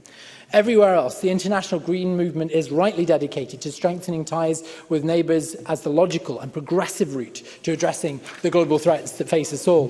Presiding Officer, the coalition agreement confirmed last week will be greeted with concern by those who vote Green on the basis of the climate emergency. The Scottish Greens have hitched their wagon to an administration which has repeatedly missed its own emissions targets, in large part due to ministerial disinterest for anything unconnected to the Constitution. You would hope that Green ministers would relish the opportunity of holding the SNP's feet to the fire on this, but far from anchoring the attention of government to the climate emergency, where every nation in this world should be, that existential crisis we all face inexplicably plays second fiddle once again to independence. Indeed, the First Minister had not drawn breath before the roadmap to that shared goal was laid out. She has clearly learned nothing from taking the independence referendum campaign off pause on the eve of a deadly second wave last year. Presiding Officer, the hour is late. The world is on fire. I don't have time. So if the Greens won't step up and prioritise the climate emergency, then Liberal Democrats will, because the last thing we need right now is the introspection of another referendum. Despite everything this coalition will drive for and hold, won by legal means or otherwise, that despite platitudes around a new prospectus, they will likely ask these people to vote on a proposition in the blind. This land of milk and honey, this it'll be all right on the night approach seems to be the central pillar around everything else is built. All this at a time when there are warning lights blinking across the dashboard of public policy. So I say to them, if you have civil service time for a new white paper, get them to focus on the business of government. Mr Cole-Hamilton, could you bring your remarks to conclusion? I'm just closing now, Presiding Officer. And the many aspects of public policy crying out for your attention. Presiding Officer, Scotland does need new hope right now for the climate, for our patients, for our young people and our businesses. Mr Cole-Hamilton, I've asked if you each could bring your remarks to conclusion, please. That requires each of us to set aside the battles of the past and work together towards a genuinely brighter future. I now move to the open debate, and I would call John Mason to be followed by Annie Wells. Thank you very much, Presiding Officer, and I appreciate the opportunity to take part in this debate. It certainly looks like there's a wide range of issues coming up to build on the SNP's excellent record over the last 14 years. In passing, I welcome the abolition of the dental charges, the Victims Commissioner, more affordable housing and mental health to be 10% of the frontline health spending. However, for me, one of the highlights of any year is the budget, and although the actual bill will have its own timetable, there's now agreement that all of us in committees should be thinking about the budget all the year round. So firstly, on the question of the budget timetable, I hope Westminster will be more responsible this year and hold its budget first, preferably during the autumn, so that we can then set our budget in light of that. And local government, right across the UK, can then know where they stand for their own budgets. The idea that Westminster should hold its budget in March is frankly irresponsible. It is easy enough for us all to say we want more money for this or for that. Just this morning at the Finance Committee, we heard suggestions such as increased child payments and reduced business rates. But there was reluctance to say where the money should come from, and we've seen it again this afternoon from Anas Sarwar. We were told this morning that doubling the child payment would be some £220 million, presumably quadrupling it would be at least £440 million, and we need to know where that money might come from. It is more challenging to say that there should be more money, say, for mental health, but then to balance that there would be less for hospitals, or to argue for more for colleges but less for universities. That is the responsible way of looking at things. So can I say both to the opposition parties and to the committees of Parliament that I hope as we go through the budget process, if they have different priorities from the Scottish Government, they will say so. It would also make the budget process and scrutiny more meaningful, and I think the public would engage more if we had some more realistic alternative proposals, with higher expenditure in some areas and lower in others. I think the committees in the past have been reluctant to say that any sector should get less money. However, it seems clear, sitting on the Finance Committee, and especially referring to a Spice briefing we had this morning, that, quote, tough spending and taxation choices await. So I would encourage committees to seriously consider bringing recommendations if they're reducing in one area and increasing in another. Then I'd like to move on to the plans for the National Care Service. There have been lots of very good aspects of care up until now, including in care homes, at home and other aspects of care. However, there have also been aspects which could be improved, one of these certainly being traditionally low pay for care workers, many of whom have tended to be women. So I think we as a Parliament and as a country have some choices to make. Do we want a more localised approach with different fees, different standards, different wages all over the country, which some people would call a postcode lottery? Or do we want a more consistent approach in fees and standards and wages, but some people would call that over-centralisation? And these are serious questions that we're going to have to grapple with. Briefly, yes. Stuart McMillan. I thank John Mason for taking the intervention. I'm quite sure that John Mason will agree with me that setting some type of national care service is hugely ambitious, something that Mr Sarwar actually refused to acknowledge in his comments earlier on. John Mason. Yes, I'm happy to take that point on board. I think politicians have tried to dress this up and pretend that you can have both consistency and local decision-making. But in reality, you have to prioritise one of these: more centralisation and consistency, or more localisation. We're also going to have to seriously consider the cost of any national care service. If there are consequentials from Westminster, that is well and good. However, this should not be funded by national insurance increases. NIC is a regressive type of income tax and kicks in for the lowest paid workers some £3,000 earlier than income tax does. Income tax is not perfect, by any means, but it is more progressive and means that those who are more able to pay do pay more. By contrast, NIC increases hit the less well-off hardest. COSLA have said that the National Care Service is a distraction, and I certainly do not agree with that. However, it will come at a cost, and we need to tackle that. It was obviously difficult to prepare this speech with very little knowledge of what it would be in today's statement, so can I just finally mention one or two other issues. The Gender Recognition Bill is likely to be interesting. Views on it are very polarised, and I'm not sure if we can find middle ground that we can all agree on, or if it's inevitable that one side will defeat the other. But I do hope we can handle this bill within Parliament in a civilised way. Yes. On the whole, I felt we dealt with same-sex marriage fairly calmly within Parliament, even if feelings were running high outside, and I hope that we can do the same again. Some of us have signed up to the RSE Young Academy of Scotland Charter for Responsible Debate, which talks about debates being informed, respectful and inclusive. So while we can disagree on issues like self-identification, I hope we can accept that there is a range of views held and we can be respectful even while we disagree. So, to come to a conclusion, there are many other topics in this statement which I look forward to debate and discussion on. The not proven verdict, there's to be a consultation. I do hope that one of the options will be having two verdicts which are proven and not proven. I welcome the fireworks bill, which will help the Dogs Trust, based in my constituency, with the terrible time that dogs and other people have with the fireworks. The minimum income guarantee and, of course, a referendum on Scottish freedom. So, in conclusion, it is great to be back after the summer recess. I look forward to a busy year ahead. I think this programme of government offers many opportunities, and I look forward to getting into more of the detail in the months ahead. Thank you. Thank you, Mr Mason. I now call Annie Best to be followed by Jenny Minto. Thank you, Presiding Officer. Since last year's debate on the programme for government, it is certainly true that much has changed. With more and more Scots protected by the vaccine rollout, we can look to turn our attention to the major challenges facing us all. How we address these challenges as a nation will define us for years to come. Presiding Officer, as Douglas Ross has already outlined, securing Scotland's economic recovery and creating jobs must be a top priority for this Parliament. That's why, on these benches, we've called on this programme for government to ditch plans for an unwanted second independence referendum and tackle the economic emergency facing us all. However, Presiding Officer, given the nature of my brief, I hope you will indulge me as I would like to focus on our NHS, which is at crisis point. Even before the pandemic, Audit Scotland warned in 2019 that Scotland's NHS was under increasing pressure with rising demands and costs, while it was struggling to meet key waiting time standards. Moving forward to 2021, the immense pressure brought forth by the pandemic has exacerbated these challenges. Throughout the pandemic, health workers across Scotland have demonstrated remarkable resilience in the face of adversity. However, it is important that we are clear on the scale of the pressures facing our NHS as we head into the winter.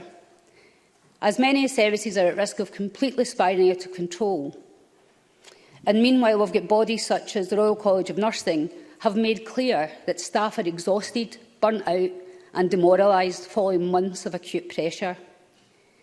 Several of the steps announced by the First Minister in her speech today are indeed welcome, not least the investment in our frontline services.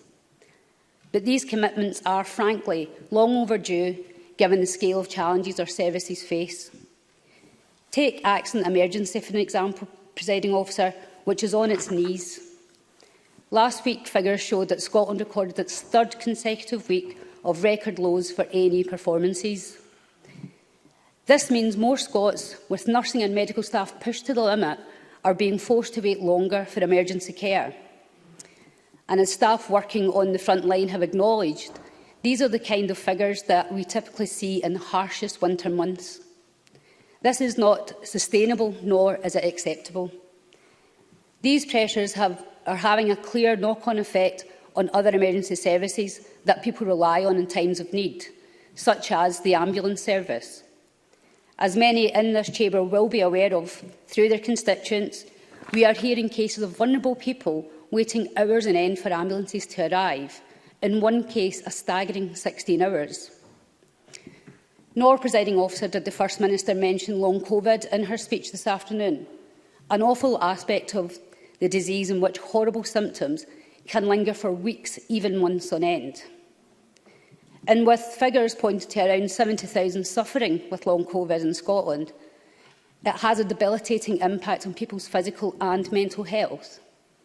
A failure to act also places further undue pressure on our NHS. And that's why, with my colleague Dr Sandesh Gohani spearheading, we've been demanding the Government treat long COVID with the seriousness it deserves. However, if the NHS recovery plan is anything to go by, we will have a long way to go. As part of our suggested... Sorry. Yes, yeah. Hamza Youssef.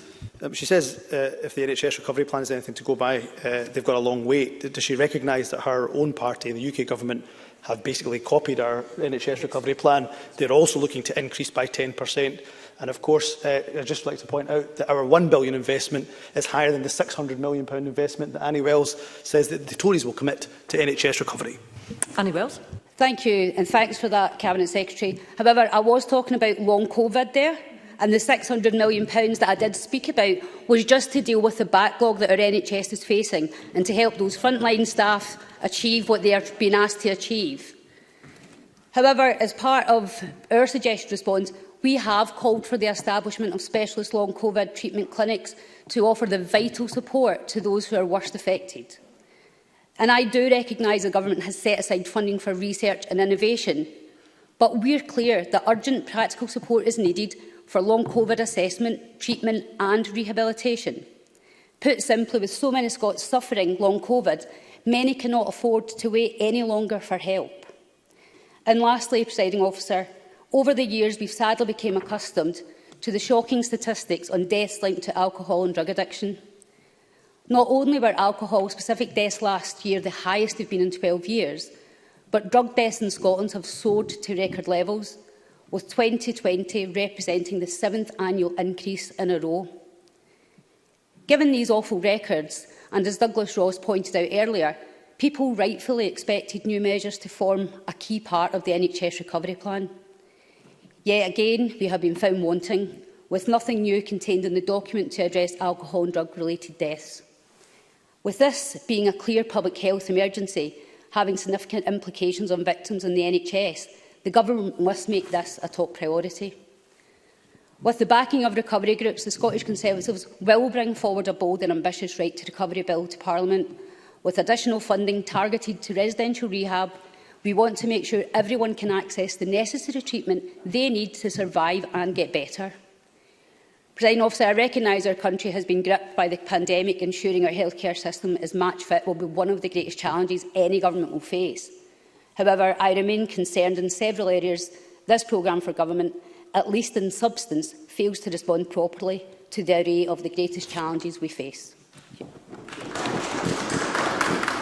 Thank you, Ms Wells. I now call Jenny Minto to be followed by Pam Duncan-Glancy. Thank you, Presiding Officer. It is a great privilege to speak in this debate on our programme for government for this parliamentary year. I spoke last week about the amazing natural larder that Argyll and Bute has, and I'm very pleased to see that a Good Food Nation bill will be laid before this Parliament. The link between diet and infection has been emphasised during the pandemic. This will be a most welcome piece of legislation. But today I'm going to concentrate on another of Argyll and Bute's natural resources, its wind, its water and its geography. All three of these combine to make Argyll and Bute a renewable energy powerhouse. By 2030, the Scottish Government aimed to generate 50% of Scotland's overall energy consumption from renewable sources, helping Scotland become a net zero economy. COP26 in Glasgow is our opportunity to limit global warming to 1.5%. So onshore wind, solar and hydro all operate the length and breadth of my constituency. The proposed development of W1 will bring in offshore wind, and I'm sure it won't be long before the power of the tide and the Sound of Islay will be captured. Over the summer, I have visited 11 islands across Argyll and Bute, many of which have invested in community renewable energy schemes. When I first moved to Islay, I was part of a small team who established a community wind turbine. With the feed-in tariff regime that was available then, our turbine, as well as generating renewable energy for the grid, also created funds for our community. It's expected to raise around £2 million over its 20-year life. A local initiative with positive effects on the wealth, well-being and environment of the islanders. There are opportunities in this programme for government for islands to lead the way to reaching net zero emission targets by 2045, introducing 100% renewable energy, creating circular economies, making homes and buildings greener to heat. No, if you don't mind, I'd just like to continue, if that's okay. Thank you. Tackling waste and introducing sustainable transport. I have a few islands in my constituency which I know would be perfect to pilot this. Iona Renewable Energy has developed a local energy roadmap that lays out a vision for how a community-led scheme can work towards owning, generating, storing and using energy on the island. They are in discussions with the Scottish Government just now to take it to the next stage. While in Kintyre, East Kintyre Renewable Energy Group are highlighting the socio-economic implications of wind farms and maximise community benefit to the community for agreed developments. They're also exploring the opportunities for community shared ownership in new developments to help fund projects identified in their local area plan. A circular economy is important to make this work, and I cannot leave Kintyre without mentioning CS Wind. The situation is so disappointing for the Campbelltown community, with a highly skilled workforce and a factory sitting empty, both unproductive. I will work with the community, High and the Scottish Government to try to get a resolution to this sorry state of affairs. And then throughout Cowell, hydropower schemes are dotted across the landscape. Many are micro, but Loch Striven, built in 1950, is still providing power. That was infrastructure investment 70 years ago, and I welcome the establishment of a national infrastructure company to deliver for the public good. On Friday, I had the pleasure of attending the official opening of the Glen No Hydro scheme. With a capacity of 2 megawatts, it can provide sufficient renewable electricity to power around 1,400 homes each year. The scheme will also be investing £3,000 into the local community every year. The work was completed using Scottish contractors, and Nature Scot has complemented the regeneration work, which has embedded the scheme perfectly into the landscape. It is clear that one size does not fit all, but to reach net zero by 2045, we need to be flexible in our sources of energy. Harnessing our natural energy, looking at the best schemes for the environment and investing appropriately in our workforce to enable a just transition are all key elements of the programme for government. And this is supported by the... Yes. Monica Lennon. Thank you. I'm grateful to Jenny Minto. I see the programme for government pledges to increase annual native woodland creation target to 4,000 hectares. That's welcome. However, she'll know that the biodiversity strategy has a target of between 3,000 and 5,000 hectares. Does she share my concern that we could be seeing an actual decrease instead of an increase? Jenny Minto. I thank the member for that intervention, and I will cover that later on in my speech. Argyll and Bute is at the centre of a perfect storm for renewable energy. For this to work for everyone, we need to ensure that communities are properly informed and consulted by the power providers about changes to hardware in their area and find the best solutions. I look forward to the consultation on a new onshore wind policy statement. Argyll and Bute holds another very important natural asset in combating climate change, the carbon sink that is the Celtic rainforest. I have to declare an interest here as the Parliament's champion for these amazing places. Yesterday, I had the pleasure and educational experience of visiting one near Crinan. Plant Life Scotland's website explains that the combination of high rainfall, and there's a lot of that in Argyll and Bute, and stable mild temperature make the woodlands very humid, allowing the growth for some really special residents. The lichen, mosses and liverworts, fungi and ferns. It is these species that really make the Celtic rainforests what they are. Not only do they help maintain the humidity in the forests, but they also give the forest that mysterious and magical feel. They certainly do. These are of worldwide importance, and I'm pleased there is an investment of £500 million by the Scottish Government to expand these natural habitats as a nature-based solution to the climate emergency, backed by a Natural Environment Bill. Presiding Officer, I'm going to end on a very personal note. In 1999, I sat in my office in BBC Scotland watching the live broadcast of the reopening of the Scottish Parliament. I watched with pride and confidence as my home country took a major step on the road to be in charge of its own destiny. Little did I expect then to be standing here now, representing Argyll and Bute in the Parliament session, where a bill on a second independence referendum will be debated and, I believe, passed. The people of Scotland will soon have the opportunity, the right to vote on who they believe are best to lead Scotland to economic recovery and growth.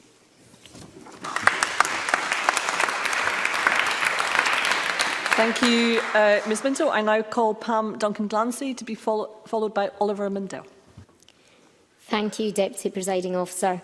There are some announcements in today's programme that I and many will welcome. A national care service that ends non-residential care charges, a disability equality strategy and a bill to reform the GRA. I will work with the Government where I can on all of these matters and, in particular, where they reduce poverty and progress equality and human rights. I am, however, really disappointed as some of the crucial things I had hoped we'd hear today are missing. 26% of children live in poverty in Scotland today. That's 1 in 4 children. 1 child is too many and 1 day too long. That's why I'm deeply disappointed that the Government hasn't committed to doubling the Scottish Child Payment immediately. Doing that would make a massive difference to families right across Scotland right now. It would lift at least 10,000 children out of poverty. As it stands, we're set to miss the child poverty targets that we set ourselves in law. Targets agreed unanimously by this Parliament before the pandemic and without caveat. Which is why not only are we disappointed that there's no commitment to increase the payment right now, we're also deeply disappointed that the ambitions outlined on child poverty in the programme, ending which is something we will be laser focused on these benches, don't go nearly far enough. The Chamber will be aware that we in Scottish Labour believe that the Scottish Government must go further and faster. It must double the payment now and again within the year. An increase to £40 per week is the best chance we have of meeting our interim child poverty target of 18%. And we did not pluck that figure out of the air. The IPPR and the Joseph Rowntree Foundation have modelled this. In one action, we could lift a further 50,000 children from poverty and make a real difference to lives right across this country. I urge the SNP Green Government to recognise the urgency and the need to act now to tackle the scourge of poverty in the country. I will. Patrick Harvey.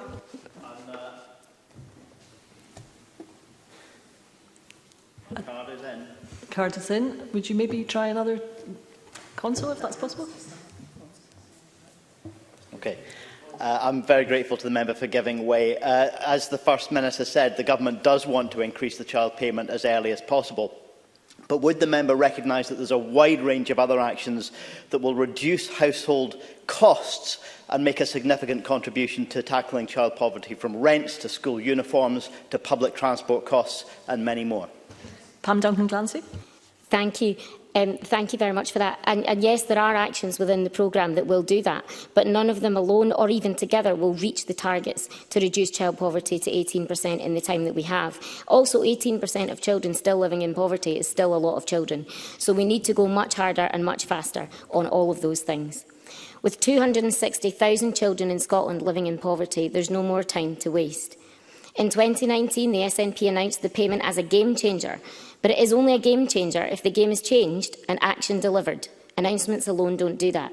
Not only has the Government not delivered a doubling of the payment yet, not all children who should get it yet.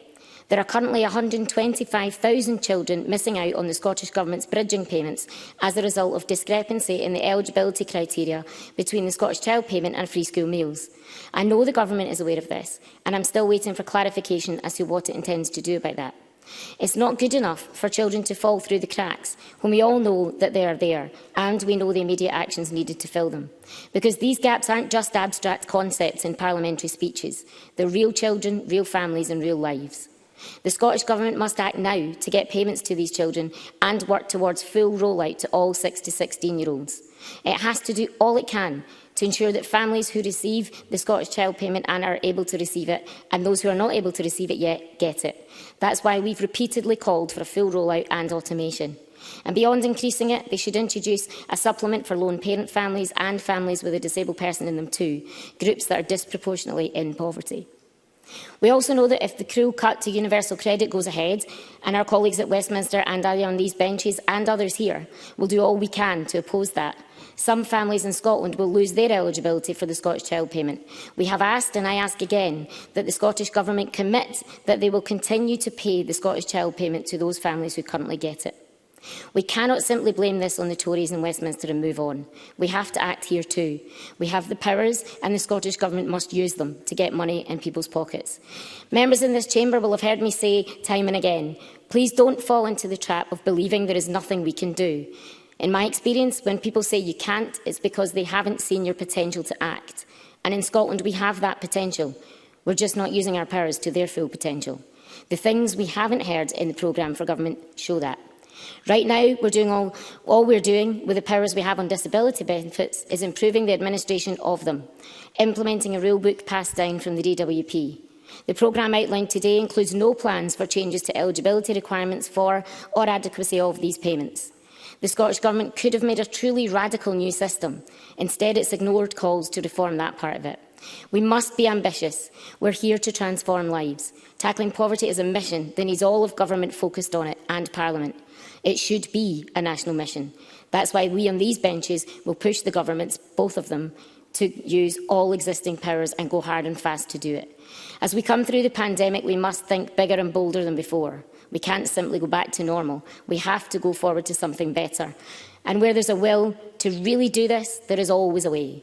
We can increase the Scottish Child Payment with a supplement for families with a disabled person in them right now. We can write our own rule book on eligibility for and adequacy of disability payments right now.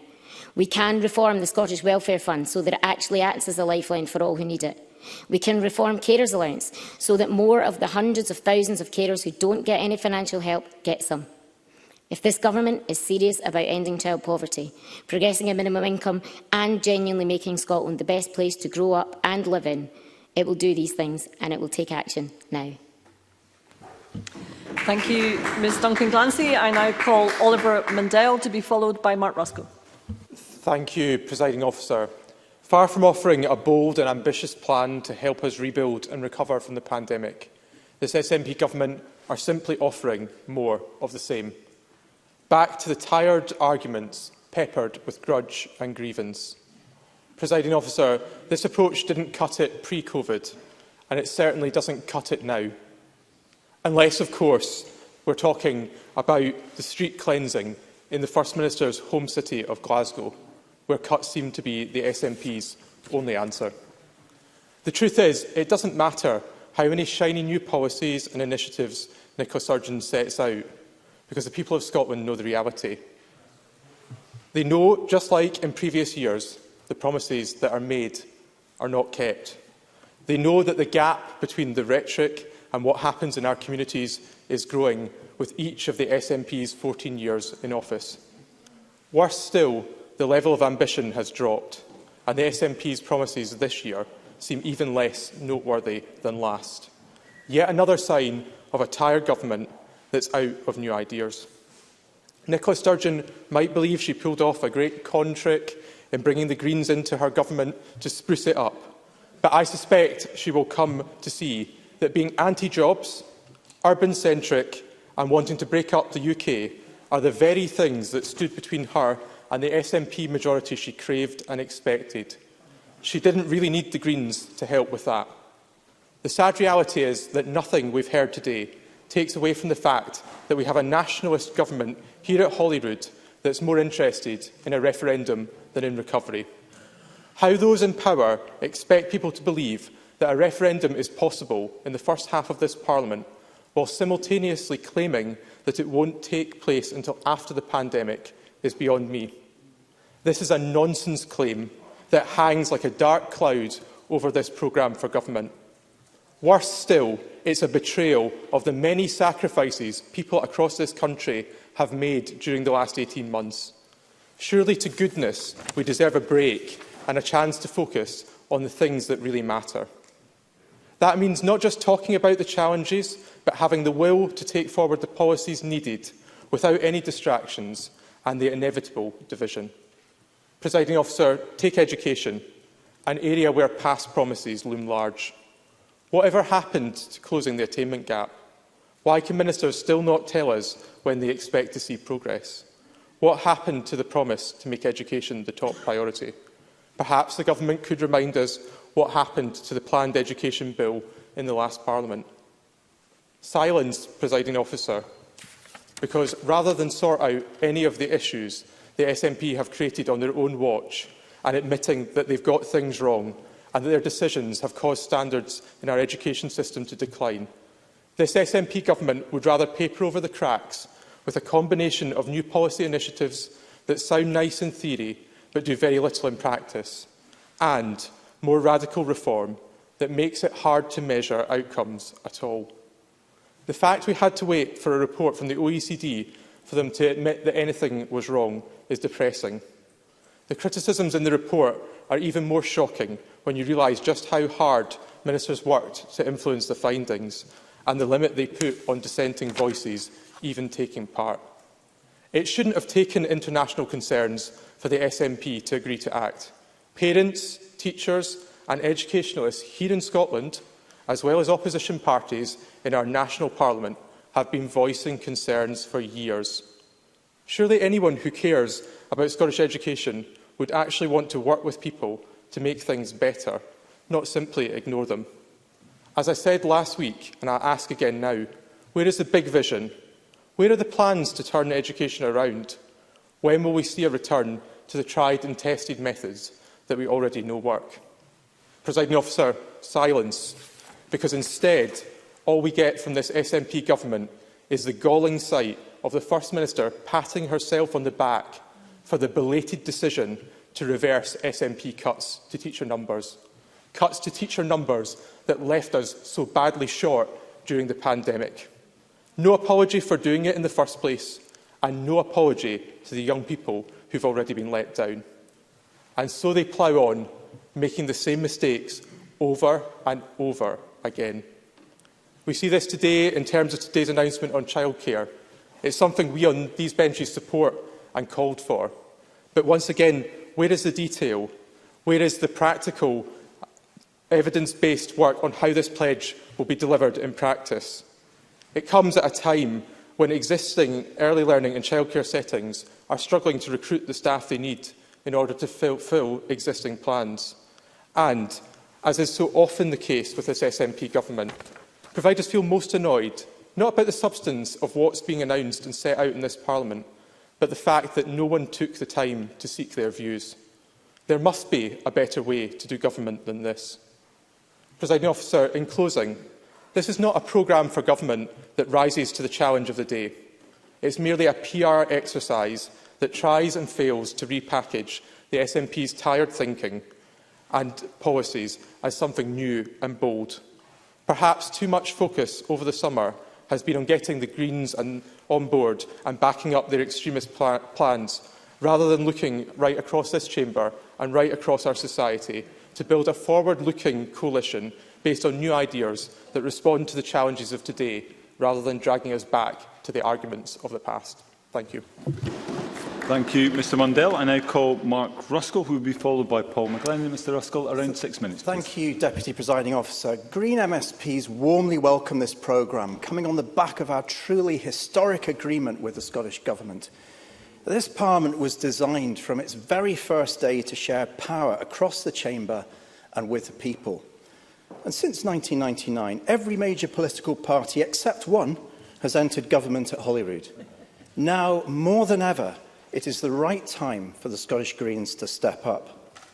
Because while we are the first generation to witness the catastrophe of climate change, we're also the last generation who can address it. And those who deny the need for stronger action on the climate, when our world, our home, is literally burning down, are betraying future generations. The transition that we have to make must be just. It must leave no one behind. And for sectors like oil and gas, there must be more than a vague hope that the new jobs will appear soon. And that's why I'm delighted that we have Lorna Slater's drive and expertise at the heart of government, someone who understands the industry from the inside out, who knows how to use the toolbox to deliver that transition. A new deal to double the capacity of onshore wind energy, support for marine and offshore renewables, a £500 million transition fund for the North East, and requirement for just transition plans for sites like Mossmorran are really just the beginning. This deal will deliver transformative change. Take housing, a basic human right, but it's a disgrace that many tenants and their families now pay more each month in rent than it would cost to pay a mortgage on the same property. We urgently need a new deal for tenants, and I'm absolutely delighted that Patrick Harvey, as the first ever Minister for Tenants' Rights, will be leading on the delivery of new rights, rent controls and regulation. And our agreement commits, if I've got a brief amount of, if I can get the time back, I'll take a brief intervention. Yes. Sue Webber. Thank you. It's Sue Webber, yes. Does the member accept that despite perseverance, that rent controls have failed in Sweden and have only created a second-hand market of sublet properties? Thank you. Mark Ruskell. I think there's international experience that shows that we can learn and we can move forward. And I think the Green Deal and the commitment to tackle this issue, because of the poverty that we see in our society, it's already been pointed out in this debate, means that we will come forward with a package that will work and will deal with this crisis. Our agreement commits to building new, better homes and the retrofitting of existing homes at a pace and scale that's never been seen before. Over £2 billion of investment in warm homes, with standards that will keep the bar high. It's a Green New Deal for housing, where public investment levers in private investment, creating new jobs in the supply chain, tackling the climate change and fuel poverty. We need more homes, but they need to be affordable and future-proof. They must form neighbourhoods that are designed for people to safely get around by foot, wheel or cycle, connected to local services and green space. And our reforms to planning and road safety will start to deliver this vision, while a trebling of investment in active travel will allow the biggest reprioritisation of road space seen in generations. To put it simply, places will need to put people first instead of cars. Investing in the links between our places will continue to be important, but these investments need to deliver on traffic reduction, safety, community benefits and climate adaptation first and foremost. The days of simply investing in roads that lock in car dependency are over. We expect a strategic transport projects review to deliver a step change. Unless I can get the time back. There's a bit of time to play with. Oh, Mr. excellent. Russell. I'll take Mr. Mundell. Oliver Mundell. I thank the member for giving way, but does he understand that my constituents and many across rural Scotland are concerned to hear plans to halt road building? And does he recognise there are some parts of the country that are not well served at the moment? Mark Ruskell. Well, I think the member needs to recognise, as I live in a rural area as well, that some roads will be absolutely necessary for the reasons that I've already pointed out, for safety issues, for climate adaptation, for connectivity. But these days of unlimited growth of roads is just a waste of public money. There are better priorities for us to invest in now. And we expect that to come, Deputy Presiding Officer, through the Strategic Transport Projects Review. A step change, £5 billion investment in rail, with a public operator running rail services in the public interest. And new funding for councils to develop models of public bus ownership and the delivery of free bus travel for under 22s. There will be a strong future for these public services as well. Under this agreement, our debt to the natural world will start to be repaid. Legally binding nature targets will be set to restore nature and drive the reform of planning, agriculture and fisheries policies that have led to catastrophic collapses in biodiversity in the past. The Nature Restoration Fund established by the Greens under the last budget will be dramatically increased to drive action. Nature networks of Atlantic rainforests, pollinator superhighways and kelp forests can now be planned, paid for and protected. And our connection with the natural world will be strengthened with a third national park in Scotland. Our human rights to a healthy environment, the need for environmental courts to deliver justice and a Future Generations Commission will all be advanced, while we work with the government to reform driven grouse moors, crack down on wildlife crime and even properly bring back the beaver. This is a parliament where we must not hold back on the rights of the most vulnerable groups. No one should be made destitute because of their immigration status. Trans and non-binary people deserve as much dignity, equality and inclusion as the rest of us. While we need to double down to eradicate hatred and misogyny wherever it rears its ugly head. COVID has brought into sharp relief the need for action to address the mental health crisis, the staffing issues in our schools, and the need to provide care as a basic human right. And our agreement will give Parliament the foundations for change in these areas. More availability of mental health services in our communities, 5,000 new teachers with a stronger additional support needs workforce, and the first step next year to establish that pivotal national care service. Presiding Officer, in closing, the Scottish Greens are a party in a hurry. We will stretch the powers of this Parliament up to their limits, and then we will ask the people if they want to complete the journey to independence. We look forward to working with all those who share our vision.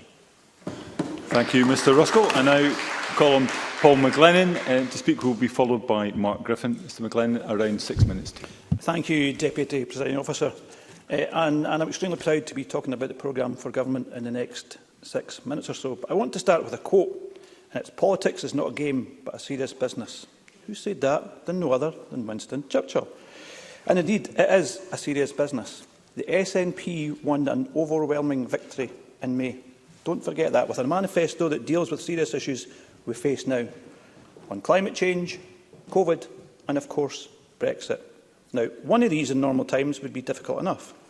Having all three requires a programme for government that deals with all these issues.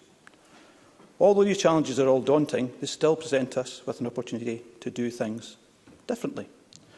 Now, we've heard the Tory benches complain about support for business. Yet they supported the Brexit withdrawal in the middle of the pandemic. Look at the impact we're facing now in Scotland. Empty shelves and massive drops in exports. At this time, we need a steady hand, a steady government to guide us through the next 5 years. People in Scotland overwhelmingly voted for the First Minister and this government to take Scotland forward. The programme for government quite rightly focuses on the recovery from COVID, but also on sustainable recovery looking to the future. I want to focus on a few key areas. As we emerge from the pandemic, we will strengthen and improve our health and social care system, that everyone gets the care they need, while recognising and repaying the efforts of staff, given the toll the pandemic has had on them. On health, we'll see the NHS benefit from a £2.5 billion increase over the term of this Parliament, an increase of 20%. This will help the health of Scotland recover from the pandemic. The creation of the National Care Service will also mark the biggest reform of health and social care since the creation of the NHS, and will help ensure every patient's care journey is focused on their individual journey. The Scottish Government is already investing record amounts in our NHS, but this 20% increase will help transform the way we deliver services, ensure the system is ready to meet the challenges which still lie ahead. As I said previously, recovery from COVID-19 across all of society is the Scottish Government's first and most pressing priority. And I know this programme for government will allow our health service to continue managing COVID-19 and our longer-term population health challenges. Primary care funding will go up by 25% over the course of this Parliament, with half of all frontline health spending invested in community health services. I know in discussions with my constituents this is extremely important. It will include investment of £29 million to provide an additional 78,000 diagnostic procedures, 78,000, as well as increasing inpatient and day case activity by 10% in 22-23 and outpatient activity by 10% in 25-26. I look forward to working with the Health Secretary and to seeing the benefits of this at East Lothian Community Hospital. I also welcome the additional £250 million investment, increased investment to tackle the drugs issues we face in Scotland. I also want to touch on families. Now, we heard Douglas Ross say that the recent agreement was anti-family between the Scottish Government and the Greens. I want to warmly welcome the introduction of free wraparound care for low-income families. Nearly 1,800 families in my constituency benefit from the Scottish Child Payment, but are now set to be hit by the universal credit, set to be imposed by the Tories and supported by the benches opposite. We hear silence on this, complete silence. And indeed, Craig Hoy, the regional MSP, who I competed against, actually supported this in a radio interview just a few weeks ago. Supported it. Free wraparound care will be much welcome. We'll give family support and the ability to access services that works for them. On top of the 1,140 hours early learning and childcare, it shows this government's commitment to families. And then we have the £500 million Whole Family Wellbeing Fund. It's very welcome also. Now, I'm aware I've only got 6 minutes, but I want to welcome the announcement on gender recognition reform. It's much needed. And I think the announcement in regards to Bella's tackling misogyny is also much welcome. There's measures in looking at tackling climate change, and of course, the ability of people in Scotland to be given the chance to decide on its own future with this pro-independence majority. No, sorry, I've got to make progress. This is a programme for COVID recovery, supporting families and investing in our health recovery. I look forward to delivering on the programme and the benefits my constituents will feel in East Lothian. Thank you. Thank you, Mr McGlynn. I now call on Mark Griffin, who will be followed by the final speaker in the open debate, Emma Harper. Mr Griffin, you have around 6 minutes. Thank you, Presiding Officer. I draw members' attention to my entry in the Register of Interest, which shows that I am an owner of a rented property in North Lanarkshire. Presiding Officer, today we learnt research by Shelter Scotland put the cost to councils of housing those made homeless due to evictions to manage arrears at £28 million in the year before the pandemic. Now, perhaps anticipating that research, the sector reiterated the statement it signed with the Government in June to say that it does not evict those who are working on a repayment plan. Edinburgh Council's SNP housing convener too, after the council decided to end its short-lived eviction ban, also said, "We will only ever go to court as an absolute last resort." But tellingly, the council does go to court, and in their words, to prompt engagement with tenants. And if we ever needed an example that our housing system is broken, a press comment from a housing convener charged with overseeing a council's homelessness service, telling the press it uses court proceedings to shunt tenants to pay arrears, is just one. The Shelter, in its Understanding the True Cost of Evictions in Scotland report, said that just 20% of social rented evictions result in the property being recovered. The cost of eviction, when it happens, isn't just financial. The process can be highly stressful, potentially damaging to both mental and physical health, and has lasting impacts on the mental health of children. While I welcome today's confirmation that work is well underway on the rented sector strategy, this programme for government will leave tenants waiting for years. There will not be a housing bill this year, and we don't yet know when we will see legislation on rent controls and a new private rented sector regulator, as the government ambition is only to introduce legislation, and I quote, by the end of the parliamentary sessions. No legislation for rent controls mean vital data won't start to be collected, and like the planning and transport bills in the last session, their implementation is then put into the next session of Parliament. And of course the SNP and Tories threw out the chance to legislate for a fair rents bill in February in the previous parliamentary session. No housing bill means the homelessness prevention duty is also unlikely to become a reality until the second half of this Parliament. That means tenants will have to rely on promises rather than rights in legislation.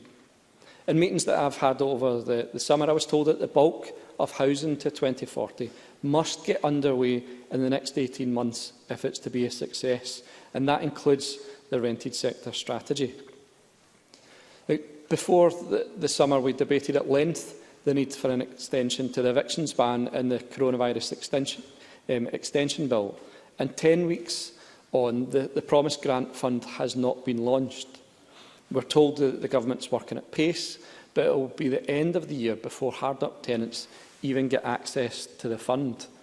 Now, many, no doubt, including the 4 and 5 unsuccessful under the loan scheme, will be well into their 6 months notice period by now.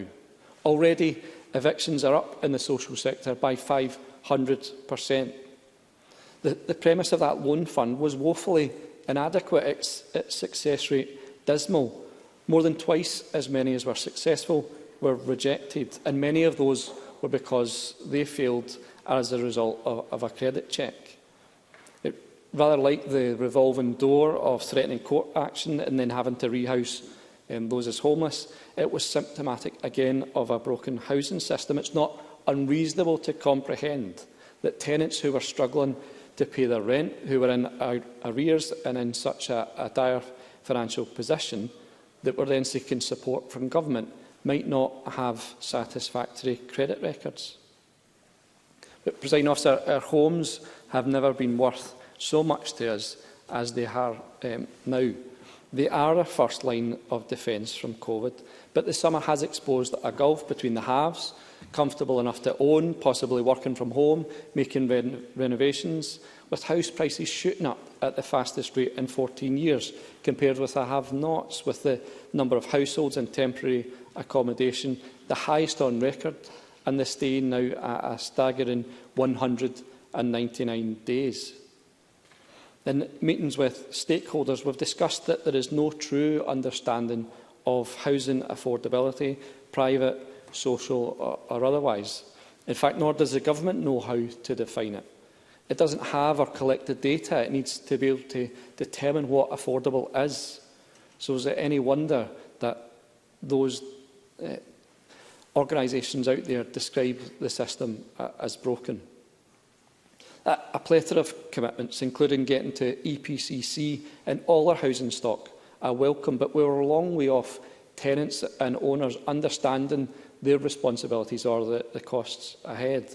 And these reforms aren't insubstantial, as they strike right at the heart of tenants' rights and housing affordability in general, because it's tenants and owners, not the government, who will fund those changes. I was told repeatedly over the summer about the pressure on tenants' rents, which funds new builds and is becoming considerable. And though affordable supply grant looks set to increase, tenants' costs to be stretched further by funding those changes to energy efficiency and decarbonisation. Citizens of East Scotland, in discussion with landlords and letting agents, have found that they are supportive of greater energy efficiency, but there is a perceived lack of financial and technical support to inform decision making. If we believe that housing is a human right, we should be affirming those rights for tenants in law before substantial housing reforms are implemented. Presiding Officer, we had the opportunity to pass a fair rents bill towards the end of the last session of Parliament. That we now won't get the opportunity to pass a fair rents bill until the end of this session is a glaring omission from this programme for government. Thank you. Thank you, Mr Griffin. Before I call Emma Harper, could I just remind all members who participated in the debate that they need to be in for the closing speeches that we will move to very shortly. And with that, I call Emma Harper for around 6 minutes. Ms Harper. Thank you, Presiding Officer. From the outset, I want to join the First Minister in recognising the impact the pandemic has had on every part of our society, and in particular on the physical and mental health of our fellow citizens. And my condolences go to everyone who has lost a loved one to COVID-19, and equally my thanks go to all those health and social care staff in the community and in hospitals who are working every day to keep us safe, healthy and well. And I remind Chamber that I am still currently a registered nurse. This programme for government will work to protect families, businesses and communities across Scotland and is focused on the recovery from the pandemic. Presiding Officer, since being elected in May, the Scottish Government has already taken positive steps to support our NHS and health and social care workforce. The Government has published an NHS recovery plan setting out how they will achieve a 10% increase in activity in key services. And as a member of the Health and Sport Committee, we heard from Cabinet Secretary Hamza Yousaf today about the plans that are in place to address many of the health needs identified, including non-communicable diseases, which has been highlighted in the British Heart Foundation's report published yesterday. A 4% average pay increase this year for NHS Agenda for Change staff has already been implemented and was seen in pay packets in the staff in June this year. The Government is already on course, increasing direct investment in mental health services by 25% over the course of the Parliament. This is particularly welcome given the impact of the pandemic and its restrictions that have had on health and well-being. The Government has also begun the consultation on legislation to establish a national care service, and I look forward to closely engaging in the progress of the legislation. The first 3 rapid diagnostic test centres for cancer have already opened. One is in Dumfries and Galloway in the new DGRI building. This is good news and good progress. However, Presiding Officer, I do want to raise an issue of cancer pathway arrangements across Dumfries and Galloway. Currently, those with cancer across DNG and in particular Wigtonshire are required to travel to Edinburgh, a 266-mile round trip for types of cancer treatments such as radiotherapy, instead of going to Glasgow, which is actually closer. This is because DNG is part of South East Scotland Cancer Network and not West of Scotland Network, which is actually closer. NHS DNG say patients are offered a choice of place to attend, but constituents tell me they're not. Additionally, unlike other rural parts of Scotland, such as the Highlands and Islands and Ayrshire and Arran, patients across DNG do not automatically receive reimbursement for travel which is over 30 miles. The reimbursement which can be accessed is means tested. I, along with Dr Gordon Baird, Dr Angela Armstrong and Galloway Community Hospital Action Group, have been calling for changes to these issues, i.e. place of treatment and travel costs.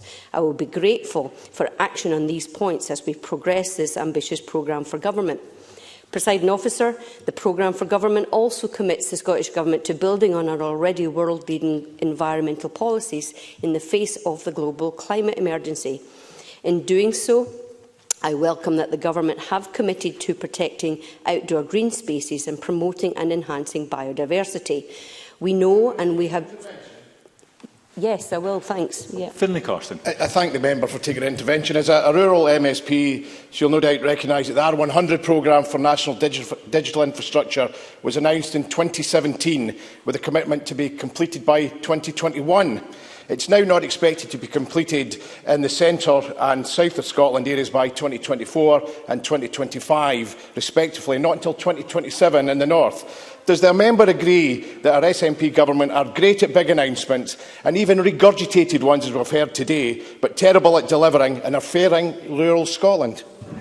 Emma Harper. Thank Finlay Carson for that intervention. What I would say is that I'm really keen to progress the work that has been taken forward to use whatever digital technology that we can to enhance everybody's access to the internet. We know that that is really important as we're planning our recovery from this pandemic. I'd like to continue, Presiding Officer, and talk about the PFG, the Programme for Government, which outlines a specific commitment to establish a new national park in Scotland. And I want to highlight the work of the Galloway National Park Association, who are lobbying for it to be located in Galloway, particularly through their new campaign, It's Got to be Galloway, which I support. The Programme for Government also makes a commitment to implementing the STPR2, which will improve road, rail and infrastructure across Scotland. And in response to Oliver Mundell's intervention on Mark Ruskell about roads, Patrick Harvey last week said on ITV representing Border, the Minister said that he does not oppose improvements on the roads on the grounds of safety and efficiency, specifically noting the A75 and the A77. So I certainly can't wait to hear, I don't think I've got time, I certainly can't wait to hear what investment will be announced when the STPR2 is announced later this autumn. It is full of progressive commitments, this programme for government, including the doubling of the carers allowance and establishing the Neurodiversity Commissioner. There's improvements in tenants' rights and protecting health. So I look forward to the programme for government being implemented. The Conservative benches, finally, they continually say that the Scottish Government is prioritising independence over recovery from the pandemic. I would instead argue that independence will aid our recovery. It will give Parliament full control over our finances, criminal justice, over reforms to drug policy, over employment law and over equalities. That's just some. So without full control over these, this Parliament is restricted in what we can do. So yes, independence is required to deliver this fair, progressive and equal Scotland, and I want to be part of that. Thank you. Thank you. Ms Harper. We now move to the closing speeches. Before we do so, I note that John Mason doesn't appear to be in the chamber, although he participated in the debate earlier on. With that, I will call Sarah Boyack for around 8 minutes as well. Thank you very much, Presiding Officer. Well, it's been an interesting debate today. There are some elements of the programme for government the Scottish Labour will actually welcome, but we want to be a constructive opposition. So where we think the Scottish Government is getting it wrong, is not going far enough, we will be absolutely clear and we will hold them to account, and we will suggest the alternative routes that they need to take. So, for example, we will support Anne's Law. We will support the pardon for minors. It is long overdue. We'll support the principle of a good food nation, but I would ask the Scottish Government to look at the work that my former colleague Elaine Smith and my current colleague Rhoda Grant have been doing, because it's not the headlines that matter, it's the detail, it's the ambition and it's the delivery. And I also want to welcome in that spirit the commitment to a new Edinburgh Eye Pavilion. It is something that was a major issue in the election. It became a cross-party issue. I'm glad to hear it included in today's commitment, but it was a one-liner. We want to know the details. We want to know it's going to be properly funded by the Scottish Government, and we want a timescale, because the old building is not now fit for purpose, and there have been plans from NHS Lothian to replace it for years. And it is not going to be enough to announce headline announcements. We need legislation that make the difference our constituents need. And the National Care Service is a case in point. The funding will be absolutely vital to make sure it delivers. In the last Parliament, we saw patients stuck in hospital without the opportunity to access care, to step-down care, and years of underinvestment in care and adaptations to people's homes. But a top priority has got to be to reinvest.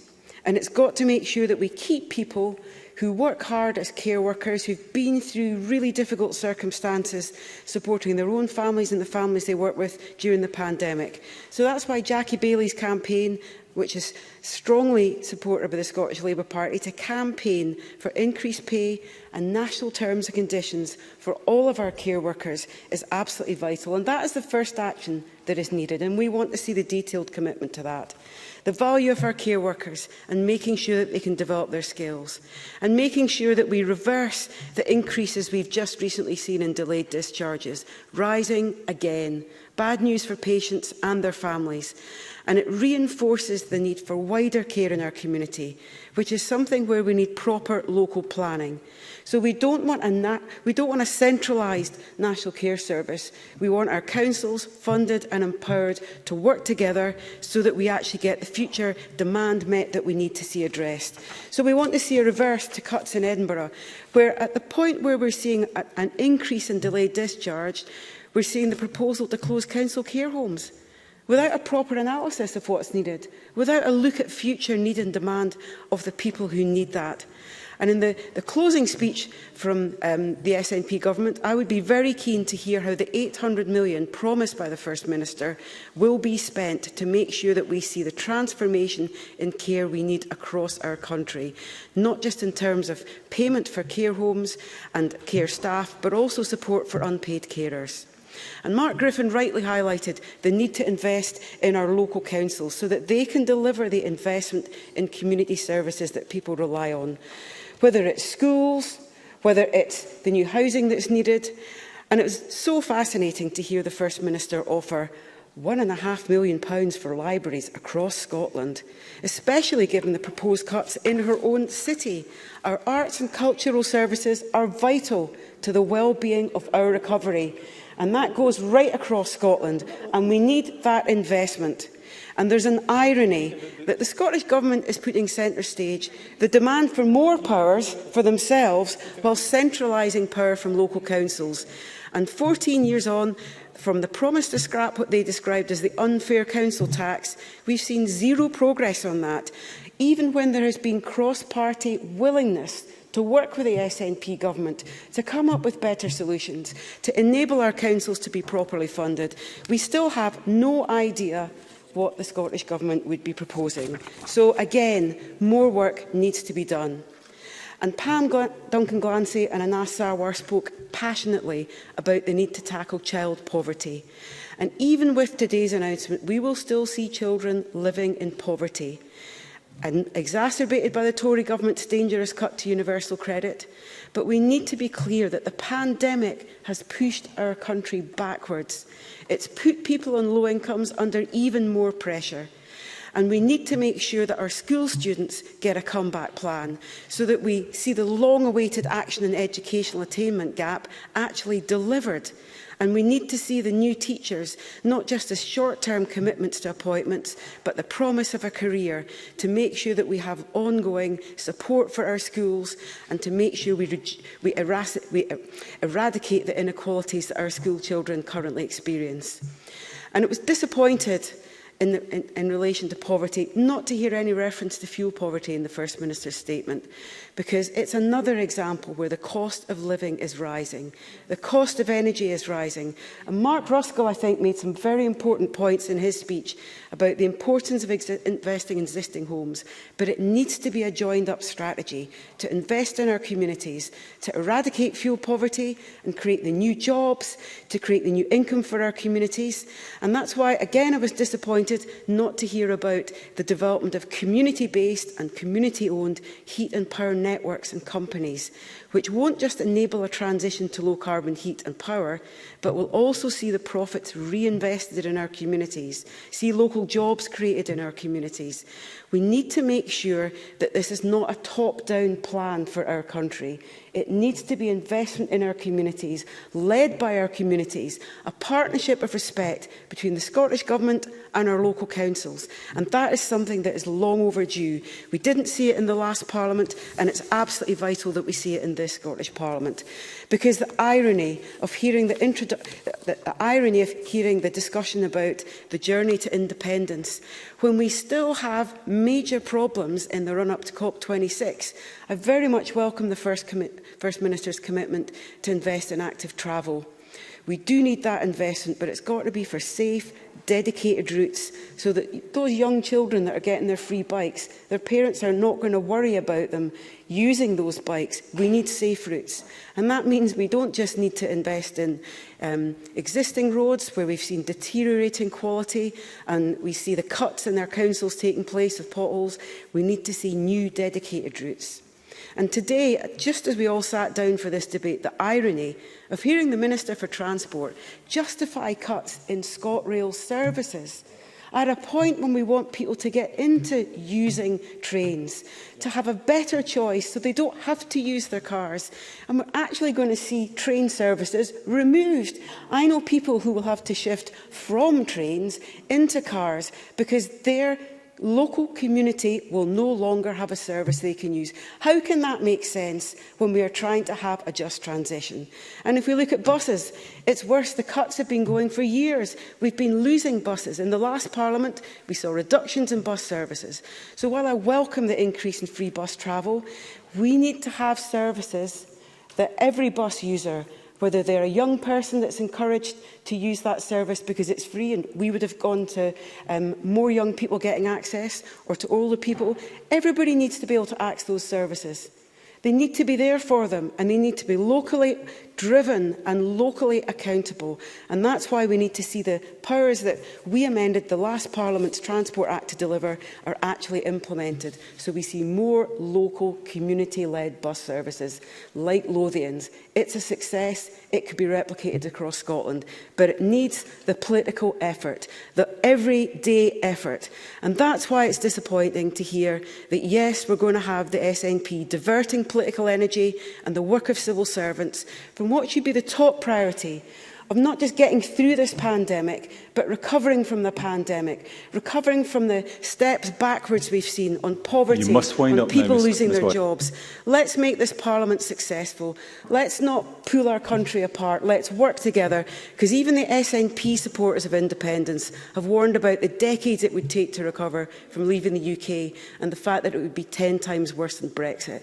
Let's think about that, and let's focus on what this Parliament was set up to deliver. Thank you, Presiding Officer. Thank you, Ms Boyack. We now move to Jamie Green for around 9 minutes. Mr Green.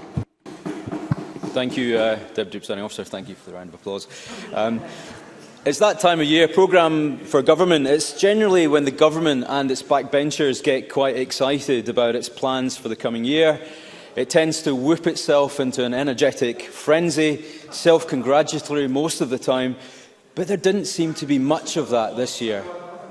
We listened from the muted response from the centre benches today, but actually it's more important about what happens outside of the bubble of this chamber, because the programme for government actually tells the people of Scotland what the direction of travel is for the government of the day. And in this case, a new government, a new energetic government. Just look at them. But it tells the people of Scotland where their priorities really lie. And I'm afraid, listening to today's debate, the prognosis on that is deeply worrying for all of us, because Scotland faces significant and huge challenges as we try to rebuild from COVID-19. We've heard from members right across the chamber on some of the severe challenges that we face, and I'm going to go into some of those. But the programme announced today is as unfortunate as it is disappointing, because we are now essentially governed, Presiding Officer, by a tired nationalist party with no new ideas. Made worse now, backed up by a radical nationalist party with all the wrong old ideas. And what a dangerous mix I think that will prove to be for our country. Because few people, including I suspect many in the SNP itself, truly believe that this Green Pact is either good for government or indeed good for Scotland. And the proof is in the pudding. Today's programme for government did not even try to pretend that COVID recovery is front and centre of the government's priorities. Why? Because we didn't get past the first page of Nicola Sturgeon's speech before the words independence referendum crossed her lips. 3 pages it took before she mentioned the NHS, education, mental health, ferries, roads, businesses, or, God forbid, jobs. 3 pages of Scotland's First Minister talking up why she thinks it's a good use of her civil service time to draft a new white paper on separation, when I think, and I believe most sensible MSPs think, that every minute and ounce of their fibre should be tackling COVID recovery and the real-world issues that real people face outside of this building. Now look, of course there are bills announced and announcements made today which we should welcome, such as those tackling fireworks, on mesh removal, and even the Good Food Bill, which has finally, for the 4th time, made an appearance in a programme for government. And even there are those policies which have cross-party support that many have been pushing for years, on childcare, on school meals, on achieving net zero. These do command cross-party support, and rightly so, in my view. But there are headline announcements, like the 5-line COVID recovery bill or the National Care Service, which are sorely lacking in detail. And of course the issue of health and social care, they've been at the forefront of all of our minds these past 18 months. We've all been in this chamber throughout this process. But today's speech was inexplicably silent on the issue of the economy and jobs. And why is that? And it's important because the two are interlinked. A strong economy pays for strong public services. You don't need a white paper to tell you that. A strong economy leads to better health and social outcomes. The two are interlinked. But that requires a boldness, Presiding Officer, a boldness the likes of which we have not seen for a very long time in the Scottish Government. Bold targets on economic growth, bold statements on job creation, bold ambition on new business start-ups, on apprenticeships, or on reshaping our high streets. And I'm afraid economic growth for too long has been a dirty concept in the corridors of this Scottish Government. The CBI called on the Government today to use its announcement to make good their promise to prioritise our economic recovery. And that failure to do so today surprises no one. Histories and litanies of failures and similar speeches we've heard in years gone by from the First Minister. On R100, the target missed and re-announced. House building, the target for 50,000 affordable homes, missed. And for Scotland's island communities, a huge issue for them is the disastrous ferry procurement and manufacturing process being overseen by this government. Where in today's speech, First Minister, was your plan to build 24 ferries that our island need? Nothing. Not a peep. No plan, no mention of it. And it's a disgrace. And let me tell you, I also have concerns about the influence this Green Party will have on our rural communities. I want firm commitment from this government today that not a single promised infrastructure project for rural Scotland will be canned under pressure from Green ministers. Because if they do drop a project, they will have to explain not just to this chamber, but to the electorate on why that happened. It doesn't take much to listen to some wise advice, and I believe a former member of this place, Alex Neil, recently was right when he said that this government has significantly increased the centralisation of decision-making, detrimental to our poorer and remote communities. And he is right, because their track record on this is so poor. Why should we trust that anything will now change? Let me also address some other issues talked about today. And I have to say, I'll start with this one. If last week's protests outside Parliament are anything to go by, then the debates that we have around complex issues like gender recognition reform, they've already turned quite toxic.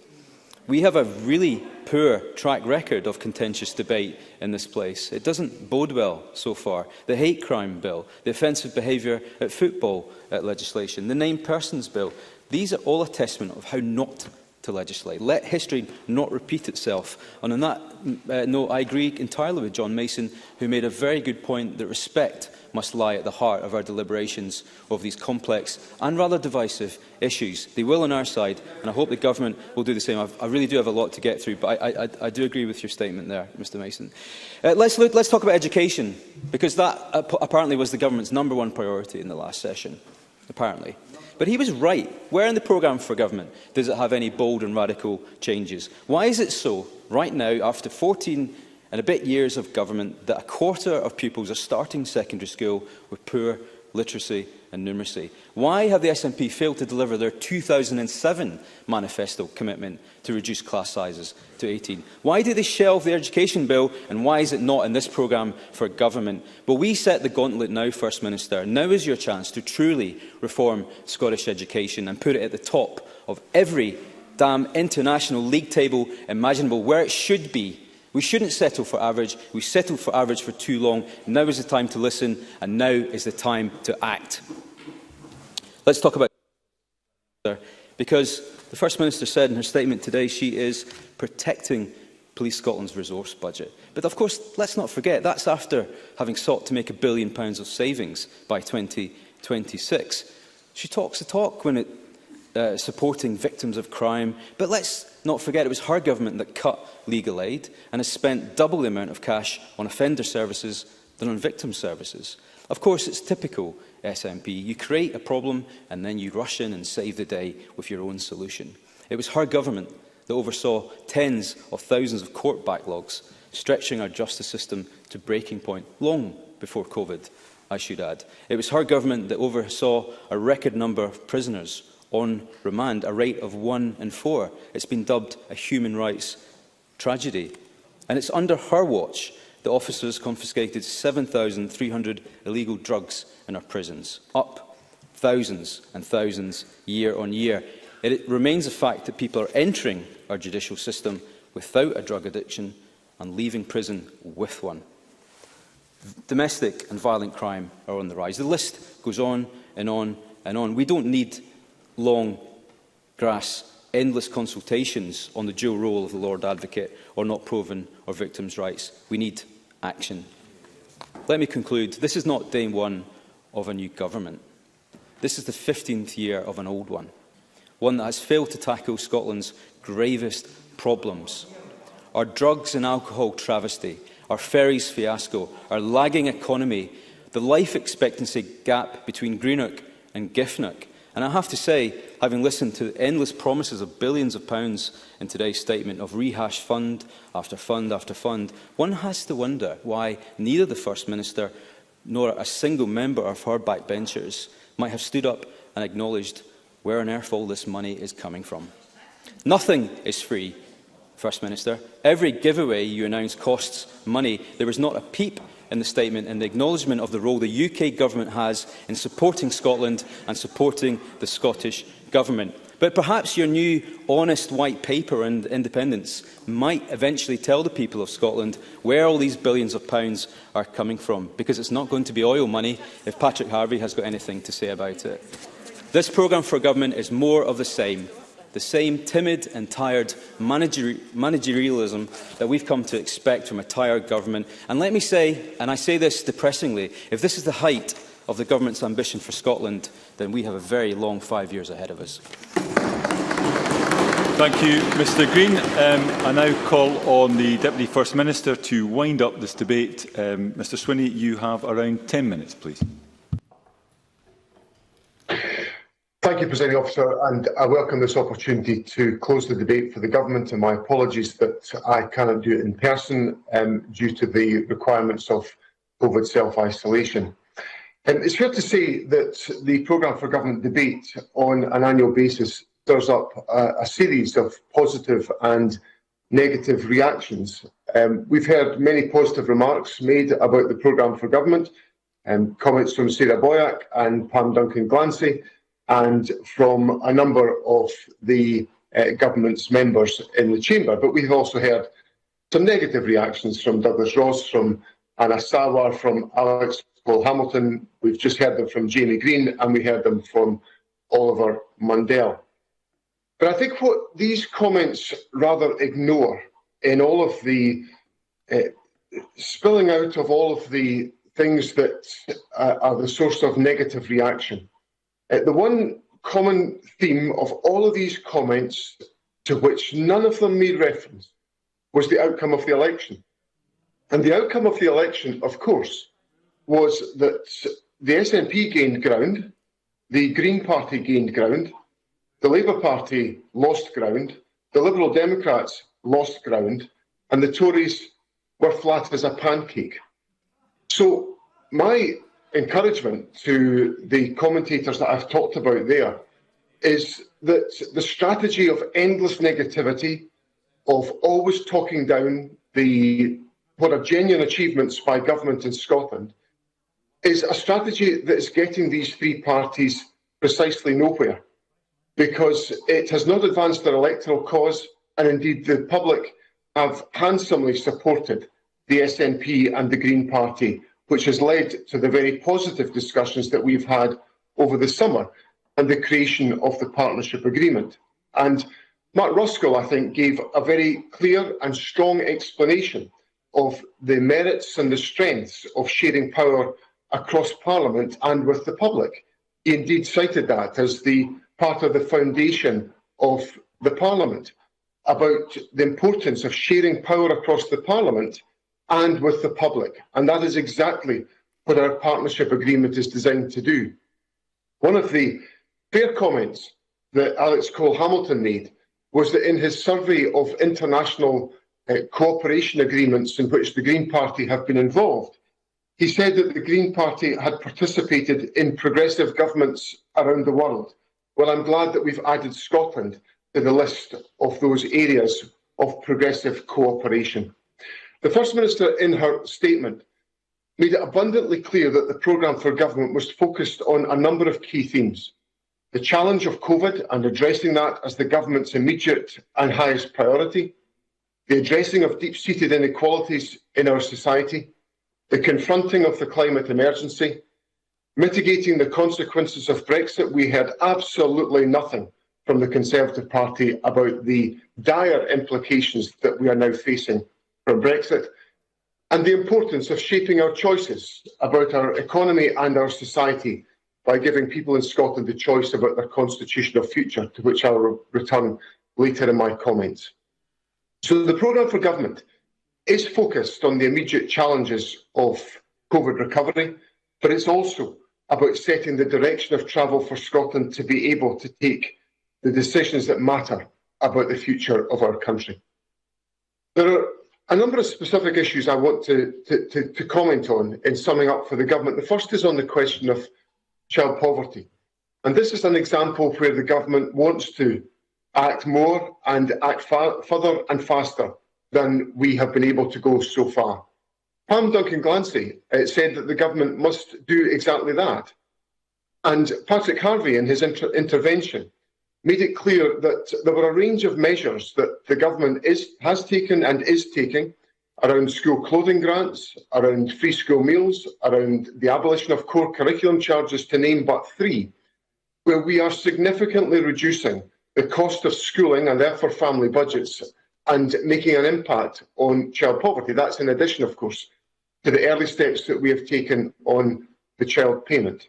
But, as the First Minister said earlier on, the whole question of doubling the child payment, an aspiration the government would wish to achieve at the earliest possible opportunity, is one of these decisions we have to take in a budget process. So the opportunity is there for the Labour Party to engage constructively with us about how we make the hard financial choices that will have to be made if we wish to progress on this agenda at an earlier and faster rate, which the government is intent on doing. The second issue is around energy and climate change, where Jenny Minto made a powerful speech about the renewable capacity of Argyll and the Islands, and Mark Ruskell set out some of the elements of the programme for government which emerged from the partnership agreement with the Greens to ensure that we are able to deliver the investments in energy efficient housing, which will strengthen the ability of the country to tackle the aspirations of achieving net zero, and to do that in a way that supports families in overcoming poverty into the bargain. And I'm absolutely certain that the contribution of Lorna Slater and Patrick Harvey to the Scottish Government and the partnership agreement that we have reached with the Scottish Green Party will help us significantly to advance on these questions and to ensure that the aspirations that are broadly supported within Parliament can be taken forward in an effective way across the whole of this parliamentary term.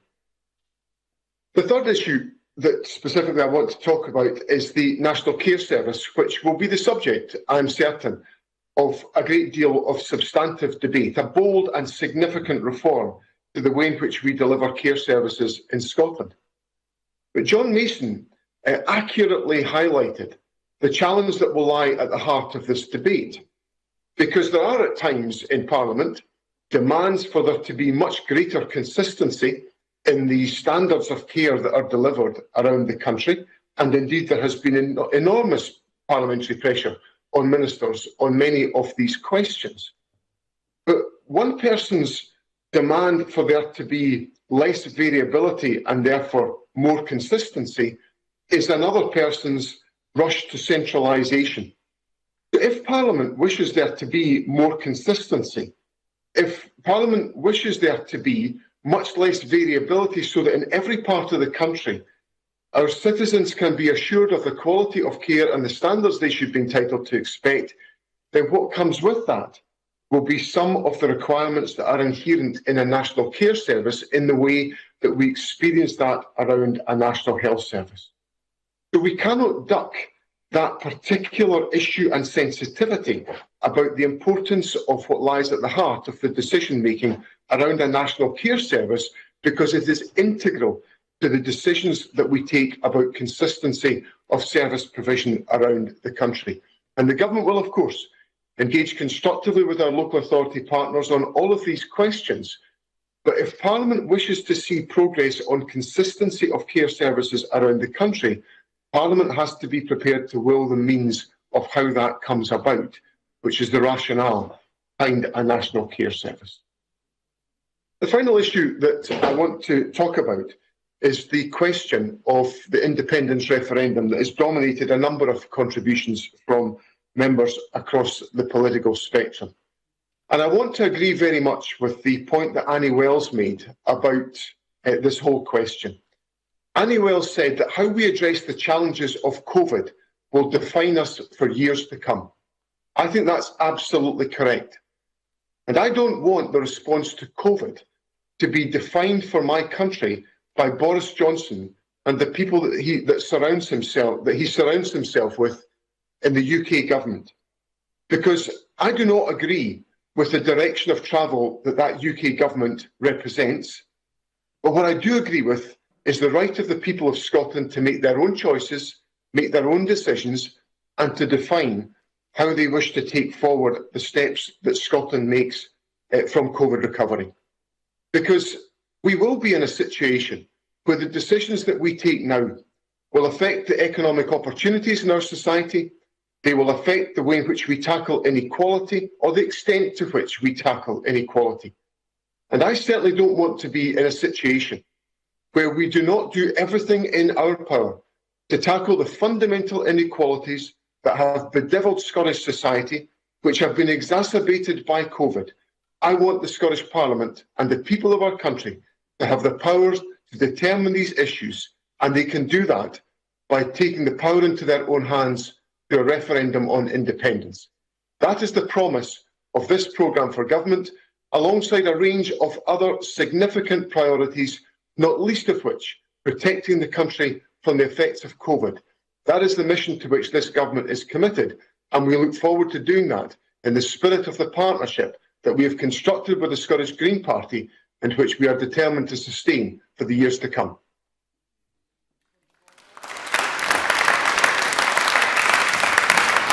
Point of order, Stephen Kerr.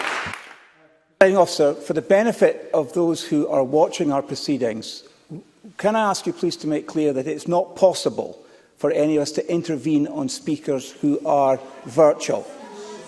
Because clearly there were many things that were just said by the Deputy First Minister that some of us on these benches would like to have asked him about. But it isn't possible to do that because he's not here for a good reason. But it's important that the watching public understand why there was no debate on the substance of what the Deputy First Minister just said. I thank Mr Kerr for his point of order. It is indeed the case that the Deputy First Minister is currently unable to attend Parliament for wholly understandable reasons of public health and safety.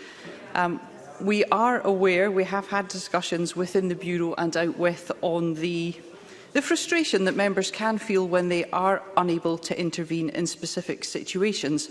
But obviously, in this case, it is a result of a specific set of circumstances.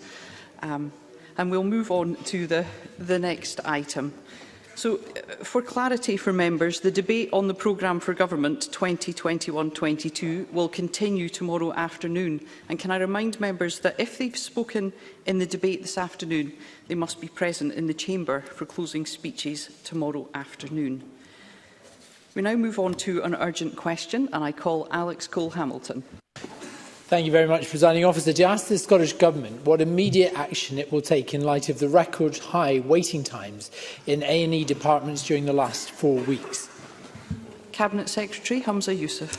The pandemic has brought unprecedented pressure on our NHS, our hospitals and indeed our A&E departments. That's why we've recently invested an additional £12 million earlier in the summer to support non-COVID emergency care. That's why we also set out our ambitious NHS recovery plan to increase capacity backed by £1 billion of investment. In addition, to help address this challenge, we've established a systems response group. It's chaired by NHS Scotland's Chief Operating Officer, John Burns. This group of health and care professionals are working on the ground to help improve systems and performance. Their work will include re-establishing previous good practice such as hospital discharge and optimising flow through hospitals and creating additional bed capacity. We have provided an additional £20 million to the Scottish Ambulance Service, who are accelerating work with health boards and IJBs to enable more people to be helped by non-emergency department options where that's safe and, of course, where that's appropriate. Boards are also further boosting staffing levels, which are at a record high, over the next few weeks to help put measures in place to reduce waiting times for urgent or emergency treatment and increasing available bed capacity. Alex Cole-Hamilton. Thank you, Presiding Officer. I'm grateful for that reply. I mean, the Cabinet Secretary may reference the pandemic, but this was a problem to which the SNP government was unequal long before anybody had heard of COVID-19. More than a quarter of people attending A&E experience painful waits of more than 4 hours when they need help the most. In a country that prides itself on its health service, that is utterly depressing. The percentage of people not being seen in time has reached record levels in each of the last 4 weeks. Health boards are actively warning people to stay away. In the Cabinet Secretary's response, he referred to funding made available 3 months ago. What will the Scottish Government do to make changes this week to ensure these people don't have to wait? Cabinet Secretary. I will go into some detail in response to Alex Cole-Hamilton's question, but listening to Alex Cole-Hamilton, you would have no idea that there was ever a pandemic. You'd have no idea that the NHS has just suffered and is suffering the biggest shock in its 73-year history. So there are a range of factors that impact A&E performance. To think that we can just look at A&E in isolation is incorrect. We have to look at the whole system of the NHS in order to help alleviate some of the significant pressures. And despite those pressures, an A&E performance is not where I'd like it to be, and understandably so, given what I've just said about the pressures of the pandemic. It is still the best performing A&E department in the entire UK. In terms of what we are doing, that £12 million investment is helping our boards to increase staffing at a local level. It's increasing bed capacity.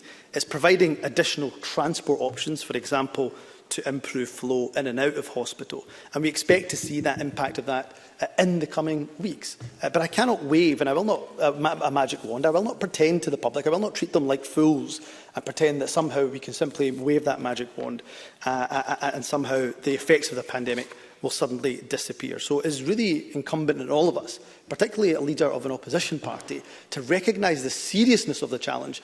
And yes, let's come together. Where there are good suggestions from the opposition, of course, I will look to implement them.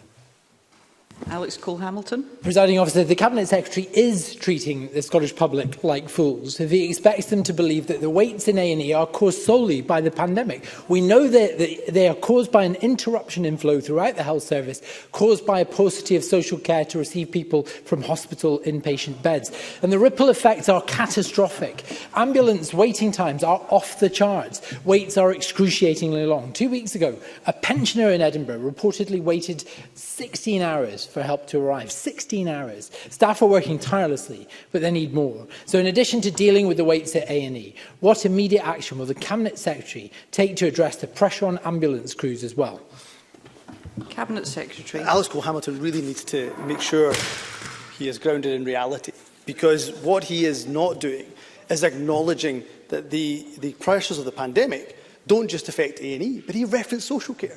Is he seriously suggesting that social care has not been impacted by the pandemic? Of course it absolutely has, and that's why we're investing in every single part of the NHS. We are investing 80 million this year in order to address some of the effects of the pandemic. In terms of what we're doing in terms of investment in the ambulance service, we're investing an additional £20 million in the Scottish Ambulance Service because we recognise the pressures the pandemic has played on that part of the system.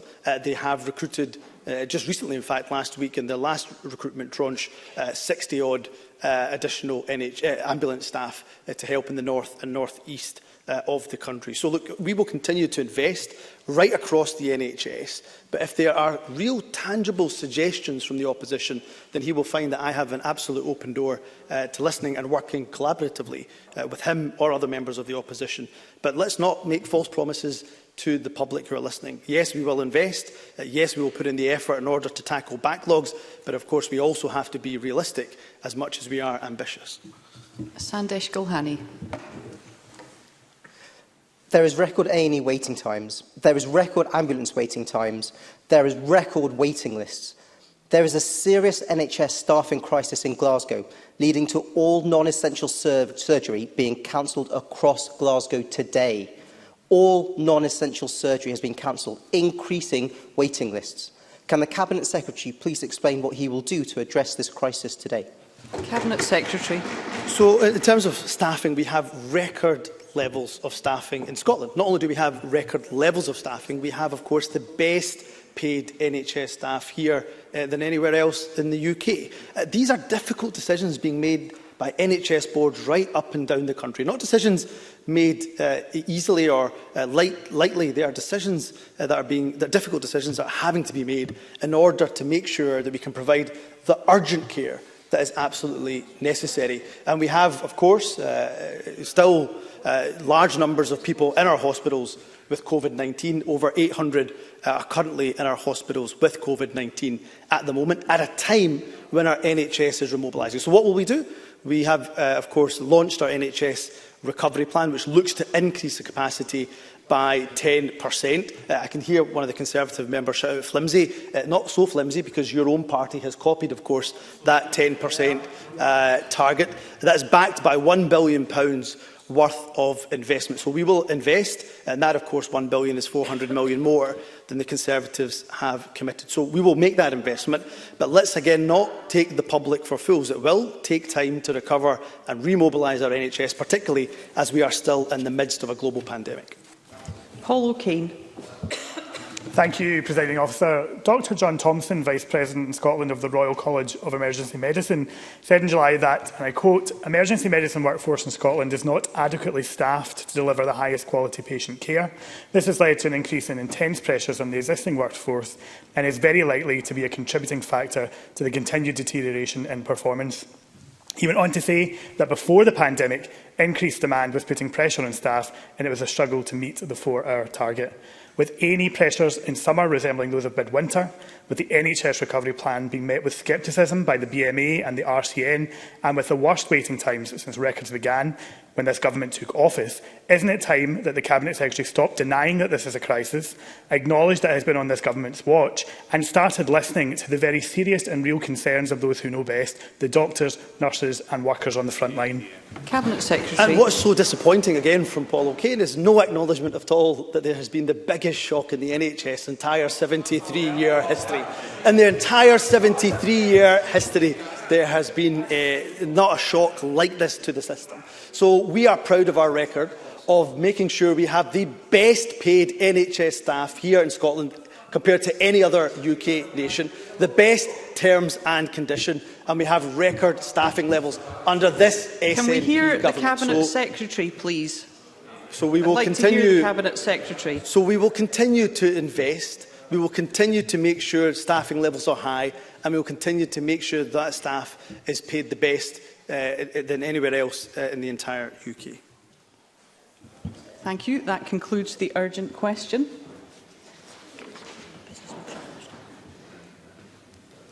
The next item of business is consideration of Business Motion 1102 in the name of George Adam, on behalf of the Parliamentary Bureau, setting out changes to this week's business.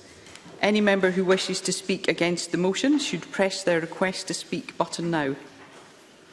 I call on George Adam to move the motion. Thank you, Presiding Officer, and moved. Thank you.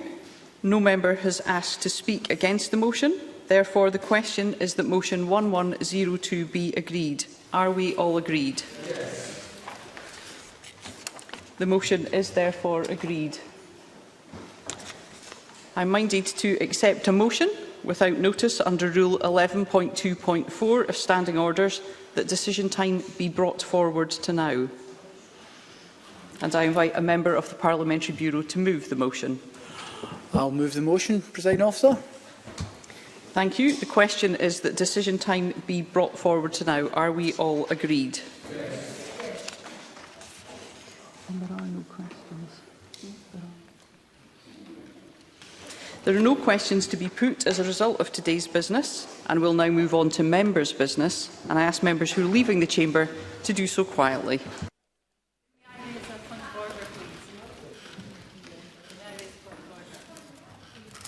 Point of order, Jenny Minto.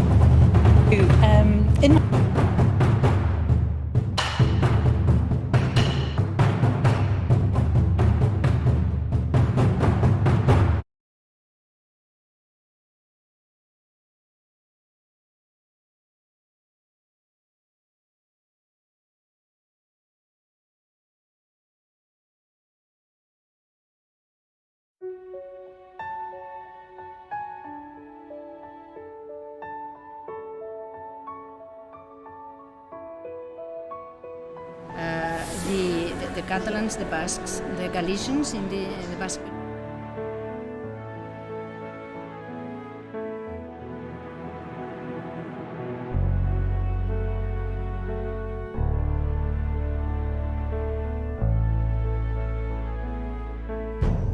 An independent future for Scotland.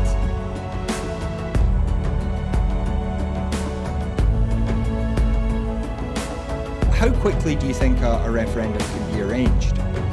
Best practice demands that it should be 6 months.